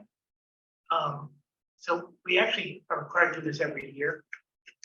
How many years have we? This is our 11th year. So basically, the motion 3 is that we're going to adhere to standards for lunches served to students during the school day by the cafeteria services. Correct. This other one, simply an exemption allows food that doesn't meet that standard. Correct. Such as hot dogs, chips. hamburgers, bake sales to occur on the property outside of, After hours. not directly sponsored by you. Correct. So we've been doing it for 11 years. Yeah. Been no glitches. Any further discussion? All right, hearing none, all those in favor of the motion on the floor, please say aye. Aye. Opposed? Abstain? Motion has carried. Please, can we go back to number 2? Thank you Ernie, for the thank snacks. you. He And also thank you provided for the the snacks. You're welcome. Bev, do you have any interest in reading the motion for number 2? I make a motion to approve June 16th, 2023 as the graduation date for the 2022-2023 school year. Can I please have a second? Second by William. Any discussion on that? What day of the week is that? Friday. Thank you. We always do Friday. It's been the 16th, 17th for years. Yeah, you're right. It has been on that. Kind of a- All those in favor of the motion to I turned the page, to approve the June 16th as the 2023 graduation date for the 2022-2023 school year, All those in favor, please say aye. Oppose, abstain, motion has carried. Point of clarification, if that's a terribly rainy day, do we do it indoors? We do it indoors? Yes. Okay. I'm going to go to number 6, because remember, we are tabling number 5. Number 6 is to recognize April 3rd, 2023, a paraprofessional appreciation day, and to direct the superintendent of schools to send a letter of appreciation to the paraprofessionals. Can I have a second to that? I am sorry that some of our workers felt that we had missed that date. So, it's interesting. Different lists will show different months for things so that Joyce keeps really close track of the way the board has always laid it out. But there was some indication that the paraprofessional day was last month. So we just recognized them again. So we'll doubly recognize them. Yes, if you could please send that to them, that we, that our list had it Right. at I a will different send date, that. I would appreciate that. Yeah, well, a lot of different days. I know that Beverly had sent a really good comment to me, which is that we should probably be spreading them out during the year, but that also becomes difficult because they're lists that appreciate and At certain days and certain certain dates. months. And so I'm not quite sure about how to reconcile that. But No, Kim, that's not what I said. I I'm said sorry. that we shouldn't have Staff Appreciation Day on the same day that there's Teacher Appreciation, because last year, some people felt slighted that you had, I don't know, sandwiches and soda and whatever you had on Staff Appreciation Day, but they didn't know it was Staff Appreciation Day. All they knew it was Teacher Appreciation Day, and it looked like you were doing something for the teachers and not for the other employees. So that's when I said, don't have Staff Appreciation Day on the same day that you're having Teachers Appreciation. Have it separate. Beverly, thank you for the clarification. I'm sorry that I misrepresented you.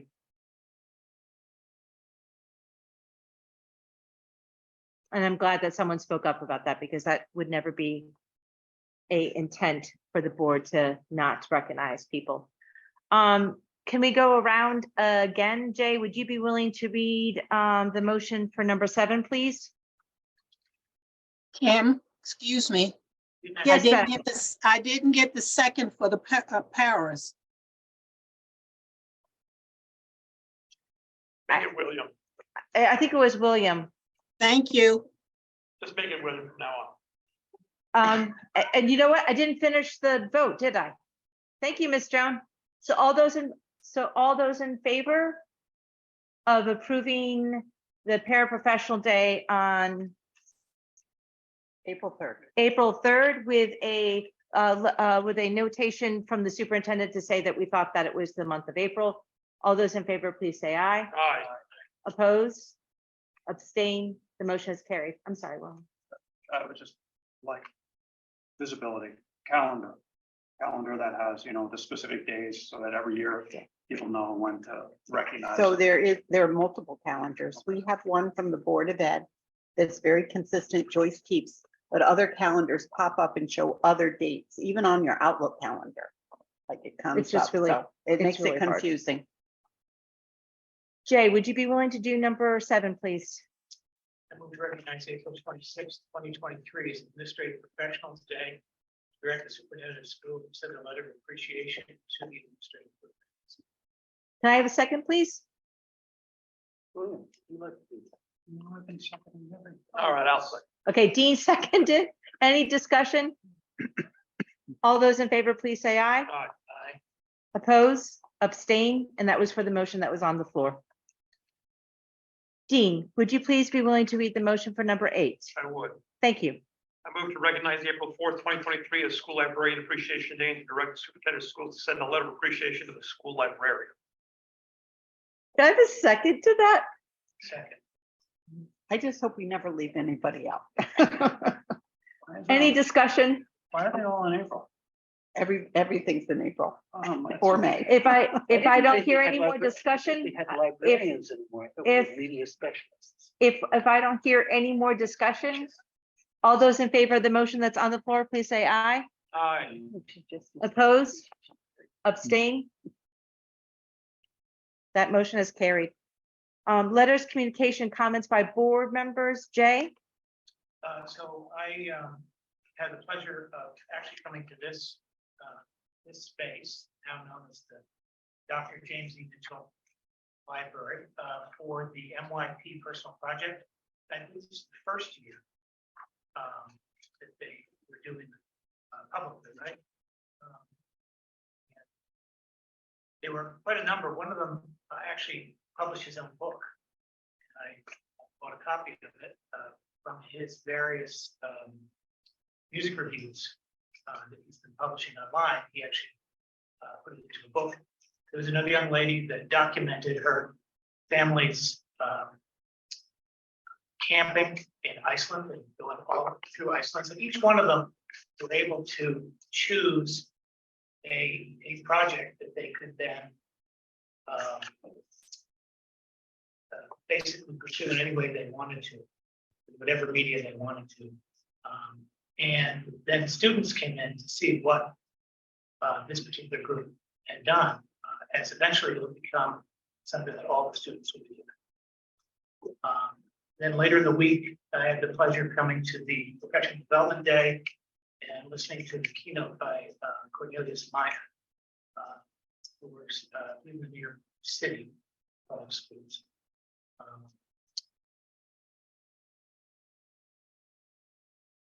And Dr. Kennedy did an interesting workshop. I think that Dr. Ackerman attended on Chat GPT. So I couldn't stay around. Thank you. Bev, do you have any communications, comments from board? No, Kim, thank you. Absolutely. Dean? No. Andrea, I don't know if you can speak. Do you have anything? First of all, I'm not absent. I'm here, but I can't talk. But I did send you a list. I don't know if you got it. And it included what Jay went to in terms of the middle school program. It was fabulous. And in that, I can't turn on my camera because you can't see what I look like. But I have a book that I received from one of the students. His name is Elias Slocum, and it's a fabulous book on his reactions and interpretations of music. I went to Mr. Kennedy's workshop, and Cornelius Minor. I am truly losing my voice. I want you to know in advance, I'm making, we should do adjourn at that time. Andrea, your hard work this afternoon. I am so sorry that you couldn't be with us in person, but thank you so much for the hard work that you put in to honor this media center that is now the Dr. Jim Mitchell Media Center. Thank you so much. It was such a wonderful privilege for me. Thank you. Matthew. Eileen and I went to the chamber concert at Fitch, which did not resemble anything I thought it would be. It was phenomenal. The probably 8 or 12 different presentations, from xylophone to cello. It was a wonderful evening. I attended Read Across America at Thames River, CK, and Mystic River, where I went in to read to a 5th grade class, and they brought all the 5th graders in, 96 kids. I hope you read as fast as you did for us. I read special English. No, and finally, I attended a spaghetti dinner at Northeast Academy. It was great. Meatballs, spaghetti. What more could you want? Thank you. William? So I attended the Northeast Academy Music Festival.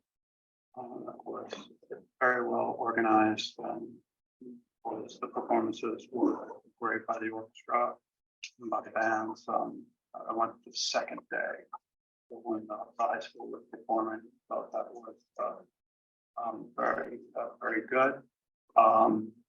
We were able to Andrea, I was able to secure $30,000 for the Martin Luther King Scholarship. So we'll be sponsoring students moving forward with my organization, sponsoring that money. So I'm very happy about that. And then another concern that was raised, though, was already raised today, which good friends and neighbors were discussing their concerns right now about the our literacy program and the adoption of what had been passed by state mandated law and what we'll be doing. So it'll be great to hear, for us to get educated about the whole process, such that we can make sure that those in our community feel comfortable about what we're actually doing in regards to literacy and education and learning. Having a son that is dyslexic, definitely something I feel is also very important. Thank you. And so for me, just some of the emails that we have come, I've had a couple that I've just directed towards the superintendent, and she has been on top of that. Just to let the board know that Susan and Joyce and I are meeting on Friday, and we're going to go over the year template. So we're going to try to address the different dates that we need to appreciate, but also just making sure that the stuff that we need to get covered throughout the year, that it gets on in a way that's meaningful, and same with the referral tracking sheets. So for those of us who are a chairperson of the different subcommittees, anticipate that I might be reaching out to you to say, so talk to me a little bit about these and what do you need to have happen. I'm just trying to consolidate the process. So that's what our goal is. Please note that there is some changes in our meeting schedule. I think that was sent out last week as well, but that next Wednesday at the 5th of April at 6 p.m. There is a public hearing from the town council as they begin their process around the budget. And the following day is that we meet with the town council to go over our portion of the budget. And on April 10th is when we will be talking about the capital improvement projects with the town council.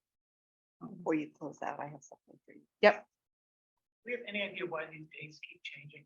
I won't even be in town. I had scheduled to be in town based on the original. This is at least the second or third revision. I think it's something had happened in the John Burke's office, a mistake that had occurred, and so they had to reset. I just ask as many of us who can be there, please be there. Do you know that there's going to be some people? April 10th is the CIP. It is a CIP. Yep. It's right on there. Agenda item topics.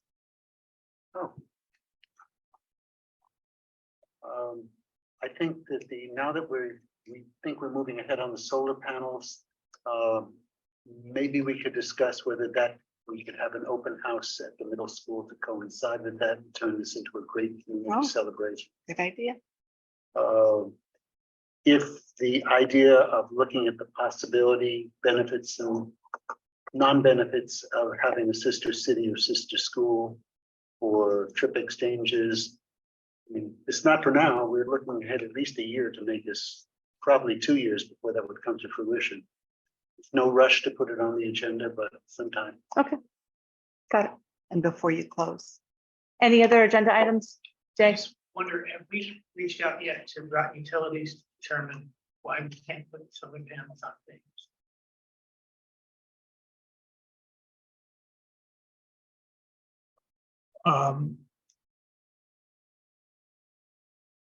No, we haven't reached out to them, but Rick has a pretty good handle on, Rick Norris has a pretty good handle on why we can't. But if you'd like a report on that next time, I'll be happy to do that. That might be useful. and just in closing, I want to thank every board member who's here, who's on our screen and Zoom, and the ones who weren't able to make it. And we wanted you to be able to carry around a Groton Public Schools mug to show your Groton pride, and a little handy dandy backpack that you can take to the grocery store. recycle. Oh, cool. So get yours now and then I'll pass out to the others, but take one home. And thank you very much for all that you do. You, especially during our budget season, your tireless work, I really am so proud to work side by side with you. As we with you. Thank you, Susan. Andrea, do you still have your hand up for, are you? No, I wanted to say, before I move to adjourn, I'd like to say two things. I neglected to say that I went to the State Council for Military Children and training, and it was about the compact. And I'll be happy to share that with you at another time. And also that I went to a church service at Mystic Congregational where Isaiah Anderson spoke. And after that, motion to adjourn. I have a second. All those in favor, please say aye. Oppose, abstain, motion has carried. Thank you, guys. Good work.